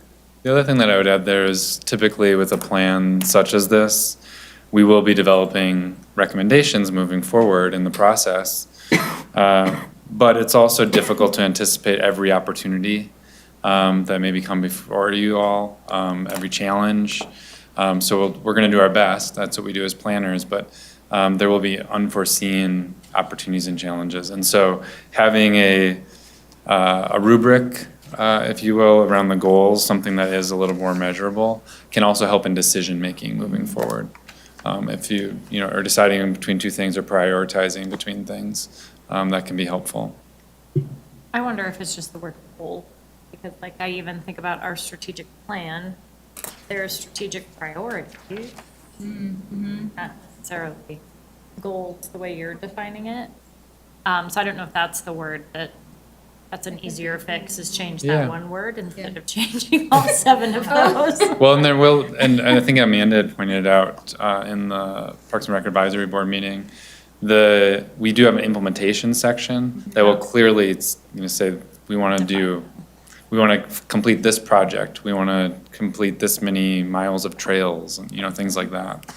So there will be measurable recommendations and implementation action, so that might be a good strategy, yeah. Well, it really does, especially that slide, page 11, I think it's Yeah. next. It really does mirror the strategic plan in how it's organized, and I don't think that's a bad thing. Mhm. It's a very clear document we have that's you know, got the priorities and has the action steps, and they're similar. I did notice that. No, I Okay. just wanted for transparency, that was me. Okay. Councilmember Kondo? Thank you, Madam Mayor, and I agree with my fellow marketing mind sitting to my left. Definitely, if you're going to bill it as a goal, it should be a metric, somehow measurable sort of component. If we're going to call it something else, like a performance indicator, then I would be okay with that. But if you are developing a plan, yeah, you need to have tangible things that you can measure as to how you're coming along, how you're doing, measuring up to meeting that aspiration of whatever it is that you want to achieve. And then I would like to tie in a conversation that, you know, that you and I talked about just kind of on the side last week, which is, yeah, I think we suffer from an identity crisis. Not too many people know North. I mean, if you say Arvada Center of Performing Arts, it's like, yeah, okay, I know what that is. Right. And so hopefully that's part of this effort, is to try and figure out how do we, and I know Councilmember Walker, you're smiling, so maybe you have some thoughts on that, but No, sir. being a marketing fella or former marketing guy, I'm just trying to figure out, is part of the work to really give us something that's really snappy and it's going to stick in people's minds, that stickiness factor from a branding perspective. Yeah, I would say as part of our work, it's going to be identifying those key priorities. So one of the recommendations I could see being, based on some of the feedback we received, such as not necessarily about the adult programming, although there is some pretty good adult programming, but you know, there's people who say, oh, well, you should offer this program, and you know, they're writing it on a Post-it and sticking on the board. And we say, oh, well, have you seen the activities guide? It's actually offered on Wednesdays and Fridays. And so there is an awareness piece of it, so there are things being provided that we could raise awareness around, which is tough because I think the department actually does a really good job of kind of getting the word out. But we have to, you know, continue to strive to reach people. And then to your point, I think there is an opportunity for the city as a whole and the, you know, Parks and Recreation around the amenities, the events, theater productions, to, you know, lean more heavily into that brand. And to your point, it needs to be sticky, it needs to be catchy. It is not part of our scope to come up with that marketing sort of appeal, but we can absolutely highlight that as part of the recommendations as we're developing those. Got it. You know, every time I'm asked to talk about the city, I talk about the rec center and the theater, and I call it the crown jewel of the city. Yeah. I don't know if you like that, Amanda, but that's how I bill it, and somehow it sticks with people. People who are aware of it outside of North Glen know it well and are, yeah, I think it's the envy of a lot of communities, honestly. Yep. Thank you, by the way, for this great work. Thanks. Really, really do like your presentation. Thank you. Councilmember Goff? Thank you, Mayor. I just wanted to point out that I really appreciate the equitable access piece. So I'm hoping at some point we might hear maybe translating the catalog of activities in Spanish or something along those lines. But I know I have some neighbors that English is a second language and their first language is Spanish. And sometimes they aren't aware of the things that we're doing in our Irish Fest, whatever, because they just didn't get it in their language. So, thank you. Thank you. I was reminded a little bit of the work that we did when you helped us kind of revisions, right? Yeah. And I think that's a talent you have, is the visioning, and it's Thanks. coming through here, right? Very, I do see it as feelings, but I think that it took me back to those conversations, right? What do we want to feel when we're in this neighborhood? How do we want to feel when we're in our city? And I don't know that this document is necessarily a marketing tool for the city. I think it's a really great tool for how we can connect with our residents and make sure they feel all of these things. And so I really like all 7 of these. I totally get what you're saying about the word goal. I think that might be semantics, but I think this is the right work. My concern is because we all got an email today that, we have a council member that wants to bring forward an agenda item next week to talk about park safety. And so how do we reconcile this beautiful visioning of what we want with this sort of reality that we have some concerns about safety in parks? And so I don't know how those two things go together. I don't know if this sparked that or if we've had some recent troubling situations. Because this really does showcase the amazing amenities that we have.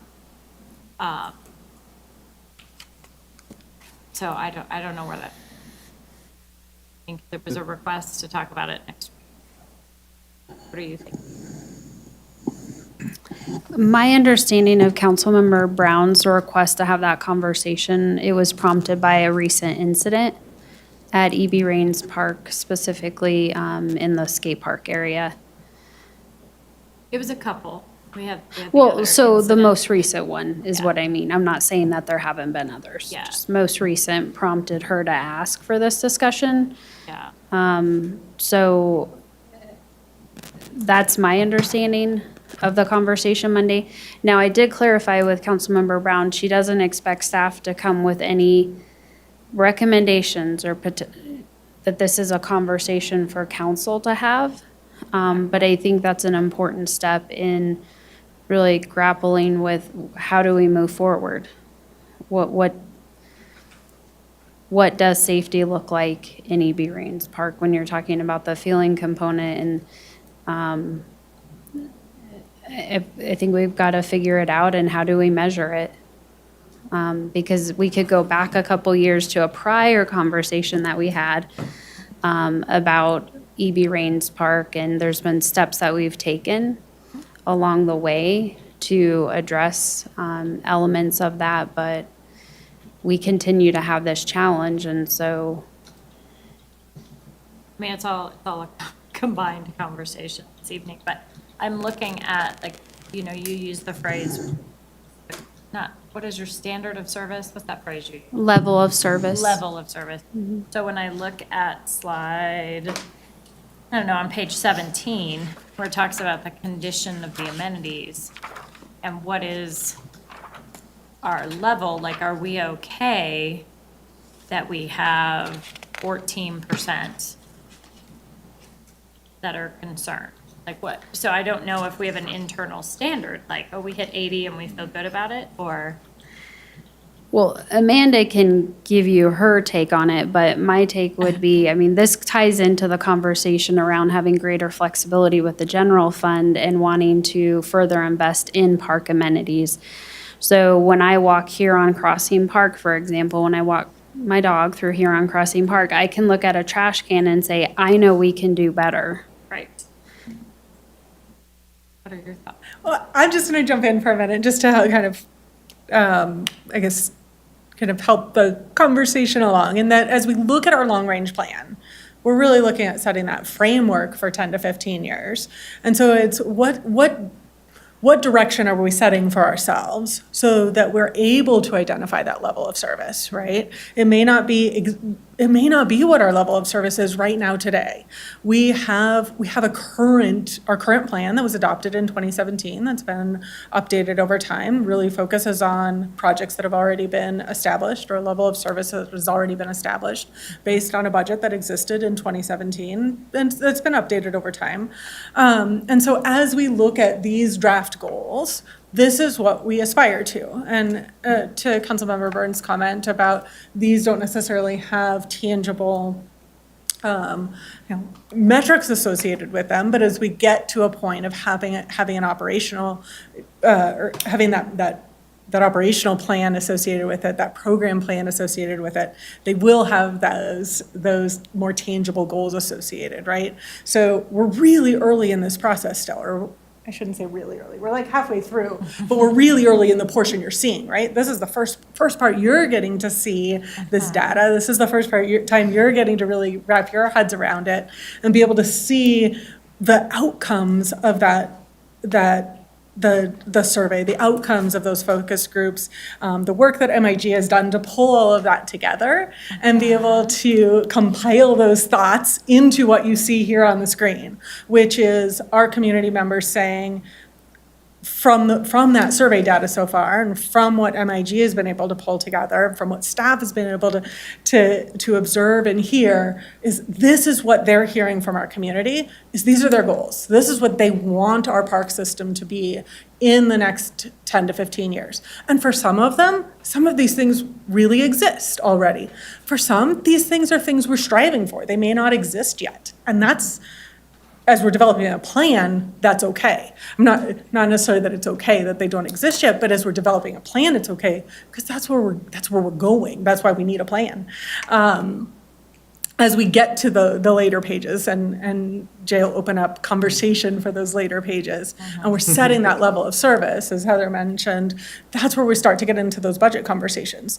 Where do we set our budgets? So where do we put our priorities? Are we putting it into a new park? Are we putting it into replacing a playground? Or are we putting it into upgrading our amenities? Are we replacing from the oldest to the newest? Are we replacing one park at a time all the way through? And we're not going to have those answers for you tonight. We're not going to expect for you all to give us that answer tonight. This is providing you with the data. This is providing you with what the observations have been so far, and just starting to set that baseline so that as we continue to have those conversations with the community between now and the end of the year, and as the MIG team and the staff team and the community come together to set those priorities, and we pull together the rest of that plan between now and the end of the year, we're able to bring those priorities kind of to light so that when we put up some proposals in front of you for the next round of conversations, hopefully those will be much clearer. Does that help? Absolutely, and I appreciate that all of the questions were included. They're all not staged, but they're all written in such a way that we got the feedback that we needed. But I don't see specific questions about safety popping out because the question wasn't asked. And there were some that gave people the opportunity to do some open-ended responses. We didn't provide all the one-off open-ended responses. We have some of that to dig into further, particularly as we go into that. Yeah. And there were some safety, and I have them on the iPad here, but I don't have them here in front of me. Yeah. There were some that were asked, what are your biggest concerns? Where is there room for improvement? And we did get some that were around safety and security in parks. I think the number one item, when we did ask about safety and security, the number one response that comes to the top of the list is lighting. And that's one of those we're gonna have to dig further into. We need to ask more questions. Obviously, we could go out and say, hey, the answer is we're just going to put lighting everywhere. Yeah. Well, there's not budget to put lighting everywhere, so what makes the most sense? So that's where we ask more questions in that next round and get better information, continue to dig deeper, continue to have those conversations with those focus groups so that we know where we're going to have the most impact as we then implement projects over the next 10 to 15 years. Okay.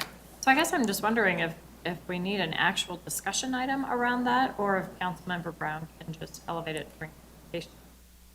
Because if you guys weren't being asked to bring anything forward. I honestly don't know. Councilmember Brown was very specific in her email to council that she wanted the item scheduled for the agenda. So I didn't talk to her about whether or not that's appropriate. I just clarified with her that as to the content of the conversation. So it's really, that's a situation where I need council to interject and ask questions. And I didn't hear, I heard back from one council member aside from Councilmember Brown, and that's all I heard from. I mean, it's a perfectly fine request. I I guess I was looking at this with a new eye, going, where's the security? Where's the safety question? I thought maybe this would work, but Well, and Councilmember Brown did share with me that she wants to have this conversation in advance of budget because I believe she has an idea or ideas that she wants to share with council. I don't know what those are. okay. So, Okay, just checking. And I feel like Yeah. it took us on a little bit of a bird walk, but I do, I really appreciate, Amanda, you coming up and setting context around it. It's great. Councilmember Jaramillo. Make it real quick. All right, so I do understand, the mission vision's qualitative. We have page 35 through 68 is quantitative data, and you guys are putting it all together.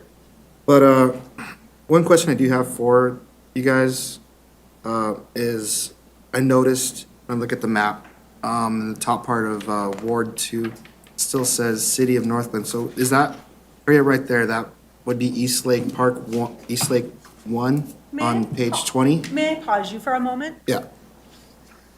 So Jay will, I promise, he will go through all of the slides, which might Okay. answer that question.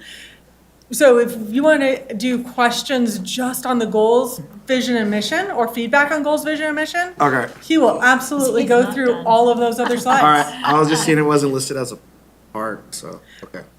I threw it off by asking him to stop and pause and give you the opportunity to just give feedback on vision, mission in between.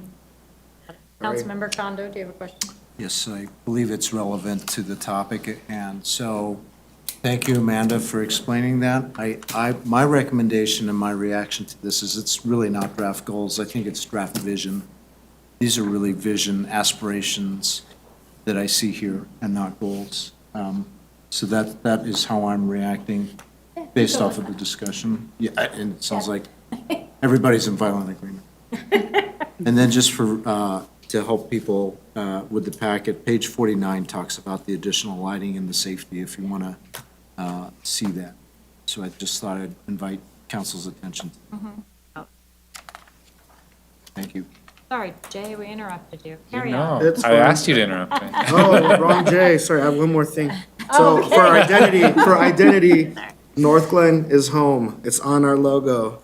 And then we have where you can grow and lay your roots, a tree, boom, identity. What? You said you didn't have an identity, so I was Well, addressing yeah. what you said. Oh, so you just I'm came getting, it up. I'm getting You sleepy, came up with so. a Gotcha. We're talking about it anymore. Okay. Okay, so part of the needs assessment, through a quantitative lens, in addition to the survey, which was being alluded to, we also did some benchmarking. We looked at NRPA data, which is the National Recreation Park Association. And then we also looked at some Esri data, which is, they do ArcGIS, the mapping data. They have a market potential index. So each of those are represented, just a quick little snippet on the slides here. You have them in more detail in your packet. But on the benchmarking, we looked at some peer communities, both in Colorado as well as around the country. Looked at communities with similar size, also similar position in terms of a metropolitan area, as a suburb, kind of in close proximity to and contiguous with some surrounding communities, as well as the larger, kind of metropolitan base. We looked at system statistics there, budget, population per facility, staffing, and operated buildings. And then on the national trends, we looked at some of the things that emerged: pickleball, mindfulness, nutrition, and stress reduction, climate change, decline in youth sports participation. We talked about decent amount about this with the Parks and Rec Advisory Board. That's not necessarily something that we're observing in North Glen or even in the North Metro area, but is a national trend. One of the things that did come up with the Parks and Rec Advisory Board was that there's been an uptick in participation in some of I guess I'd say that are the non-traditional kind of sports and leagues and things. So while we may actually locally, which I'm now really interested in kind of doing a deeper dive into this, but maybe seeing an uptick in participation in youth sports programming. There is a shift towards some privatization of some of that as well. So we just need to kind of be cognizant of what the city's role is and where are we being complementary versus competitive. And then the market potential index, which is the one on the right there, a score of 100 would be exactly at the national average then. That's sort of how they're ranked. And so anything above 100 means that the North Glen population has a higher level of interest in that activity. And so some of those that jumped up to the top were softball, volleyball, bowling, basketball, skiing, Zumba, soccer, weightlifting, roller skating, ice skating. So you can see each of those there. So those, again, just additional data points.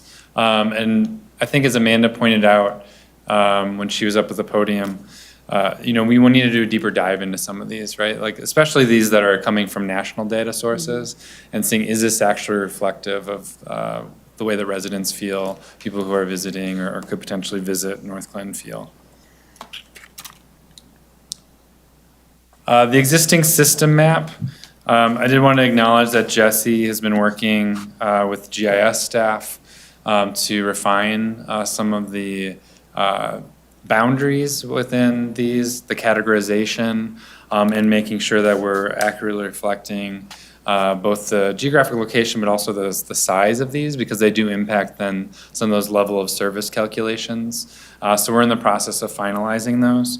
As of the time that we kind of pulled this data, and this isn't going to fluctuate a great deal. It might be by, an acre or half an acre at this point. And we'll make sure that that's sort of the ripple effect is sort of carried through in the work that we're doing. But North Glen has about 336 acres of land dedicated to 31 developed parks, undeveloped parks and nature areas. And the parks range in size, type, use, and provide a pretty good variety across the community. When you look at the inventory, it was working so well. Am I advancing, Heather? Sure. Thank you. When you look at the inventory, we are using a park classification system that is pretty typical it's a national accepted best practice of regional parks that would have more of a regional draw to them. They tend to be larger in scale, more amenities, host special events, that sort of thing. So EB Rains is a perfect example of that, Northwest Open Space. Community parks, which tend to draw from multiple neighborhoods, they tend to have some unique amenities that would, encourage people to maybe travel across town to get to them. So we have 2 of those sites. Neighborhood parks is our most prevalent park type. So those are tend to be embedded in a neighborhood, but can also, serve a couple of adjacent neighborhoods. And then special use areas, which is a little bit of a catch-all, to be quite honest, for things that don't neatly fit within that regional community or neighborhood park designation. So that adds up to about 167 acres. And then we have some undeveloped open space natural areas that actually total just a little bit more than the developed parks at 175 acres. And again, we'll be refining those numbers specifically for the draft and final plan. We did some analysis. We didn't just sort of map what is there.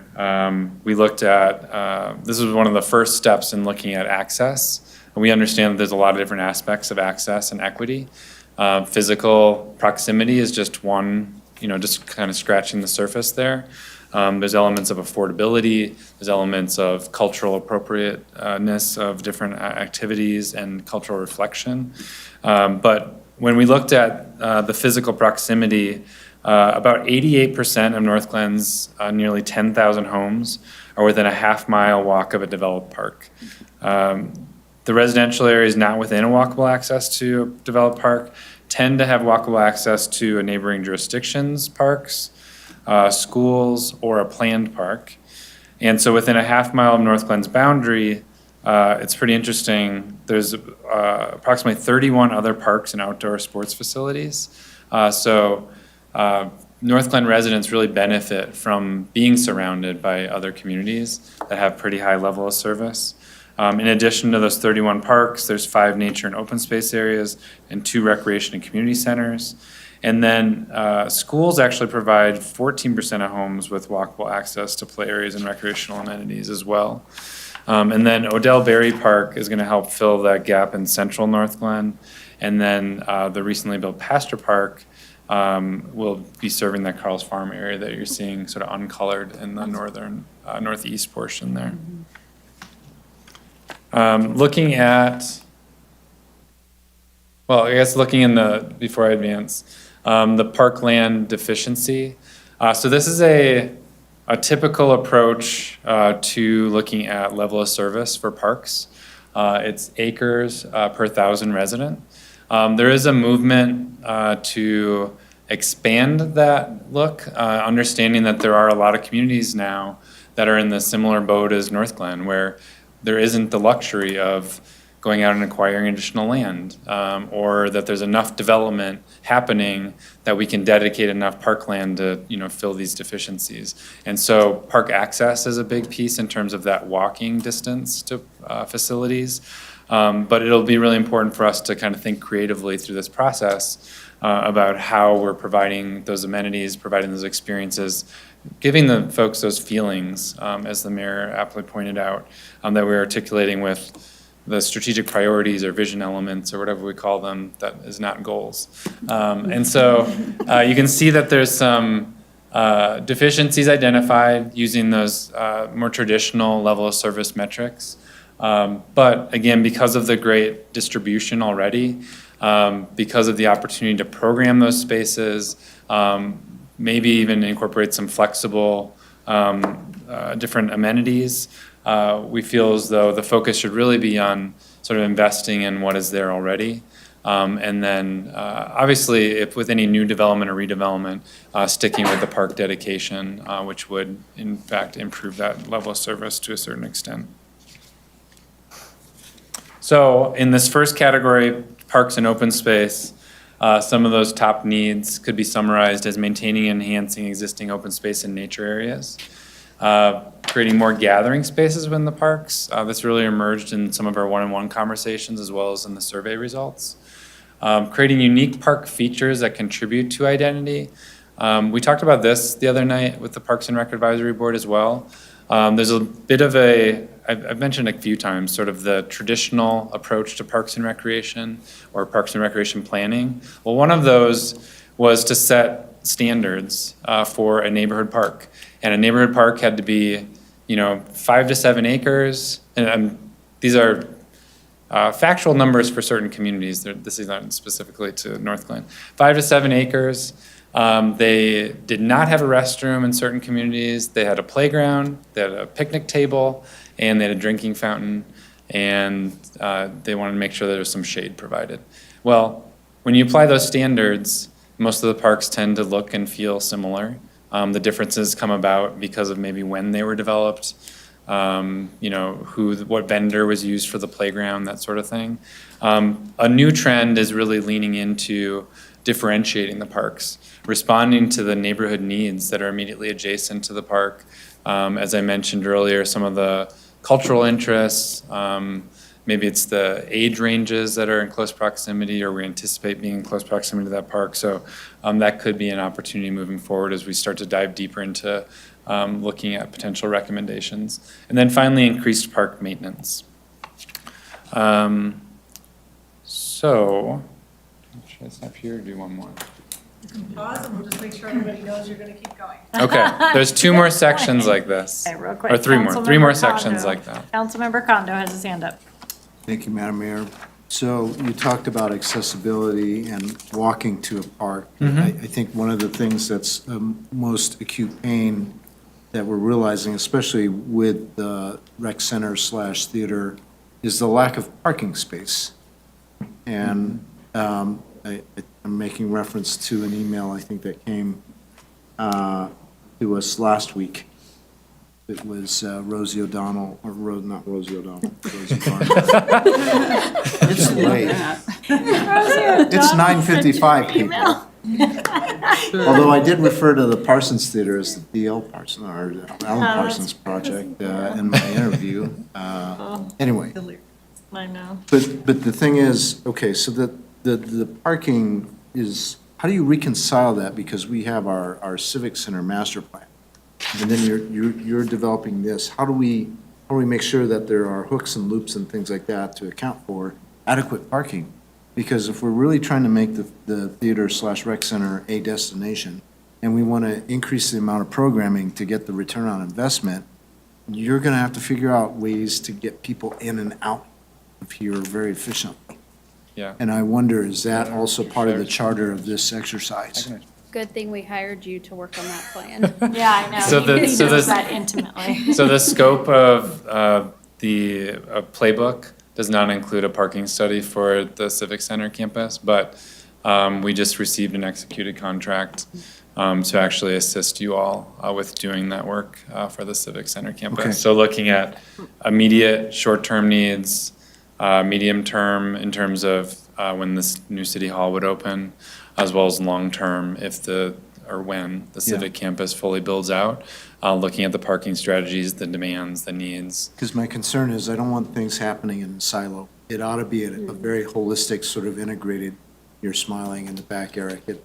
Now, hopefully I'm talking to the right thing, that it's really a holistic, well-integrated piece. Absolutely. Okay, thank you. I'll get off my soapbox now. No, it's a great point. I'll go to sleep. Just a little side note, what I mentioned about neighborhood parks, a lot of communities have used that as a strategy, no parking and no bathrooms, to try to keep them of and for the neighborhood and not attract people from other neighborhoods or other communities. It is an aspect of, I guess, accessibility in a certain respect. So it's something that we could kind of explore moving forward, what North Glen's stance should be on that. Seniors need bathrooms. Kids, I know. And kids. Okay, so the next section is on amenities and maintenance. Heather, do you mind advancing? Do you want me to do it? Oh, was there another comment? I'm sorry. Well, we're just looking at the clock. It's 10 o'clock. We don't typically go past. I can go 10 through o'clock. the rest of it in about maximum 10 minutes, I promise. But I could do less, I think. Motion to continue beyond 10 PM. Keep going? Yeah. Aye. Yeah? All right, let's do it. Okay, so I'll power through the presentation and then we'll see if you guys have any comments. How's Okay. that? Okay, so if you could advance, Heather, thank you. So amenities and maintenance is the next of, or basically have this divided into 4 sections. We just went through one, and these are pretty quick. So the assessment findings, parks are generally lacking shade. This is our own personal observation touring all the parks. Generally lacking shade. Many parks do not provide parking or designated on-street parking, as we mentioned. Parks are generally missing unique activities that add to their identity, be used to draw users of the park, and there are limited communal and gathering spaces in Northland parks for group use. The condition is actually fairly good overall. If you look at basically the red and the orange on that pie chart are failed or poor. We provided an instrument, asset conditions assessment rating guide, that staff actually used to catalog and evaluate basically every item within every park within the system. So that is a tool that can be used forward for asset management, for looking at replacement and improvements moving forward. So I think a win already when it comes to having the tools that we need. This table provides a summary of North Glen's existing amenities compared to the National Recreation and Park Association NRPA metrics for communities of similar population. And according to these metrics, by 2040, North Glen will need 4 additional tennis courts, 4 pickleball courts, and 1 additional community garden. So I would liken this, speaking of parking, to the engineer's guide on sort of parking ratios. There's a right? There used to be, you needed 3 spaces per 1,000 for retail. That works really great for certain retail. It works horribly for other retail. So we need to, again, make sure that this is actually true. This is, again, a national kind of standard applied to the local condition here in North Glen. So this is something we'll have to investigate. So our top needs in the amenities and maintenance category, similar theme here, take care of what we have, repair and maintain existing amenities, add unique and interactive amenities, focus on outdoor recreation opportunities, and add lighting and increase security where necessary. Trails is the third category. You want me to get it? Yes, please. Thank you. So we're really leaning heavily on Connect North Glen. There's been a lot of great work there. The city currently has about 35 miles of trails, which is pretty great for a community of this size. Connect North Glen actually has a project list that includes 15 projects specific to trails and shared use paths. So we'll be re-emphasizing the importance of implementing those, but continuing to explore if there's additional connections that folks feel need to be made to connect different parts of the community to recreational amenities, to provide recreation in close proximity to folks, and then, as I mentioned earlier, connect people to the larger region. And so the top needs in the trails category are creating additional off-street connectivity, improving signage and wayfinding. So really thinking about amenitization of the trails. We highlighted on the bullet here is signage and wayfinding, which is important, and some of that is actually being implemented now. I don't know if people have noticed that with the painted North Glen symbol on some of the trails. There's gonna be different colors for different trails, so really intuitive, great technique there. But also looking at other amenities potentially along some of the trails. Looking at improved street crossings. Again, this is actually, I mentioned this to the Parks and Rec Advisory Board. In some ways, it's a sign of maturity of the community and of the trail network that we're beginning to really look at the nuances of how you're getting around in those trail or crossing points. And so that'll be important moving forward. And then, of course, enhancing the I-25 crossing, and including that would be the pedestrian tunnel. So last category is the programming. If you could advance, Heather, thank you. So the community feedback, that they love the programming. They think there's a pretty good variety, but they would like more activities targeted for adults. Capacity of some existing programs they feel like could be expanded. And generally, and no one said, oh, we need more, or we need increased communication. But our sense is, based on what people are asking for and the fact that a lot of it does exist already, is that the communications can and should be enhanced.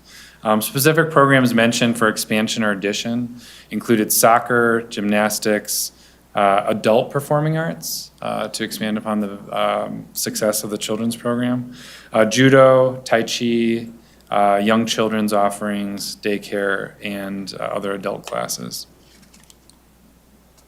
Can you advance, Heather? Thank you so much. The programming top needs, as we mentioned, more adult-focused programming, recreation program communications, and limit barriers to access.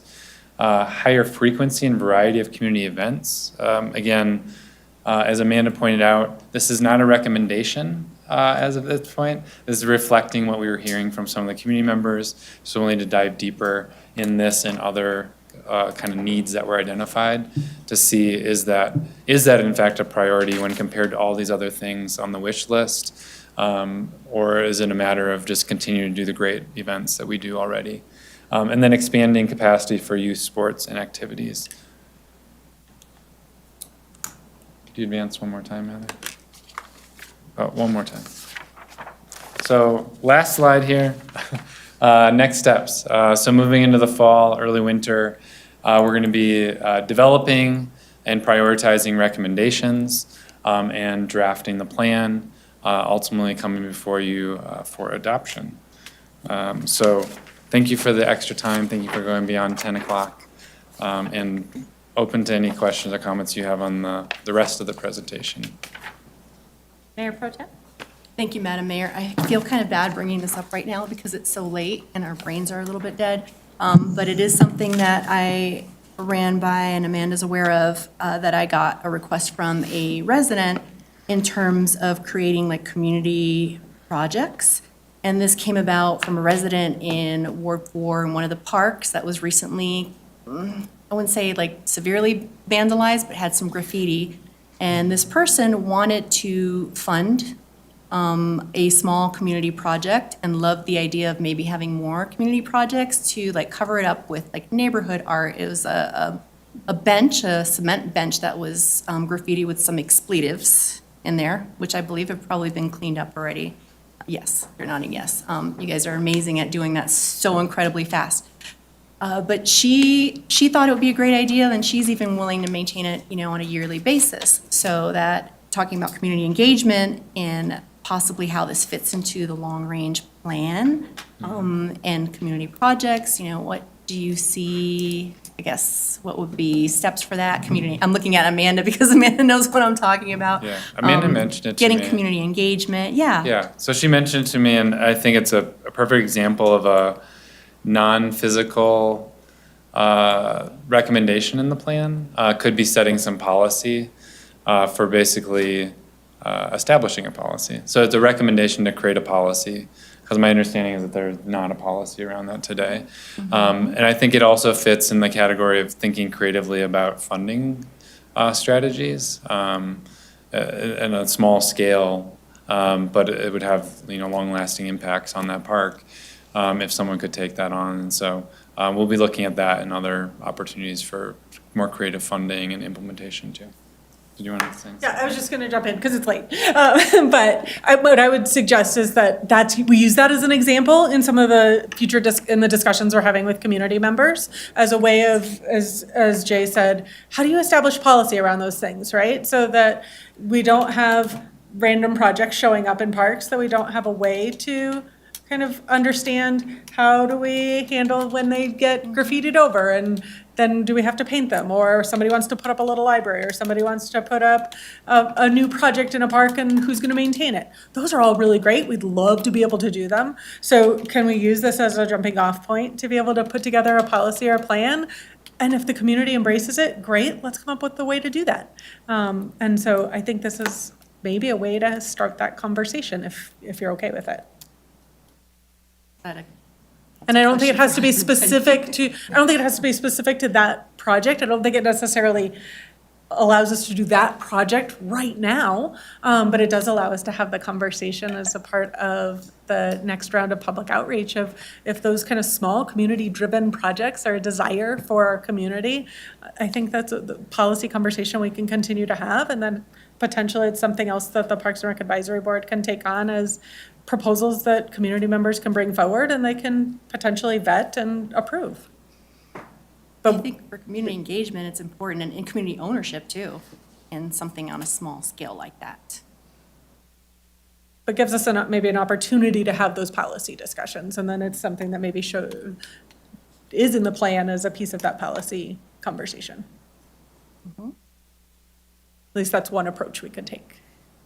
I'm 100% on board. It was a resident request, and I think that's great potential.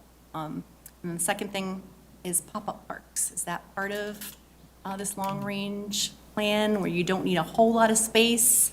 And I mean, I've seen some incredible pop-up parks on the East Coast in areas that maybe aren't so activated, that don't require, extensive build-out, or even like a Mordecai Children's Garden on a mini scale. Is that part of that vision? So just for clarity, do you mean a pocket park, like a very small park? Or do you mean I a said pop-up, but I meant pocket. pocket? Yes. Yeah, absolutely, that could be a piece of this. I think a part of that is contemplating and sort of educating the community and you all and the Parks and Rec Advisory Board about some of the maintenance considerations around having a lot of really tiny amenities. And it's not to say that those aren't suitable, there's trade-offs associated with that. There's certain communities that leaned heavily into the pocket park kind of game because it was easier.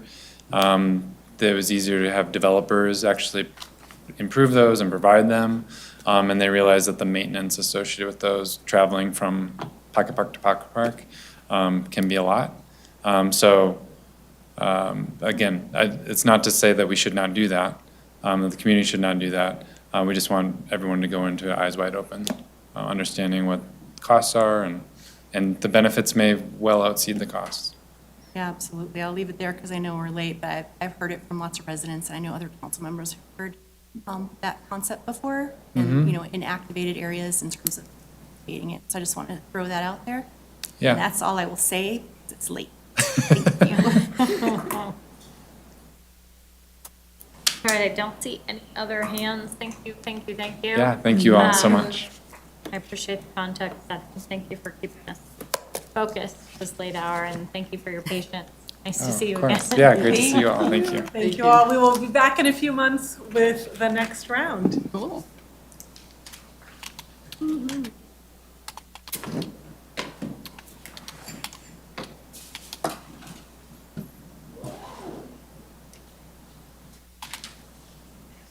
Oh, we're done. Sorry. I figured people were walking away. You could Sorry. feel all the eyes on you. Yes, I-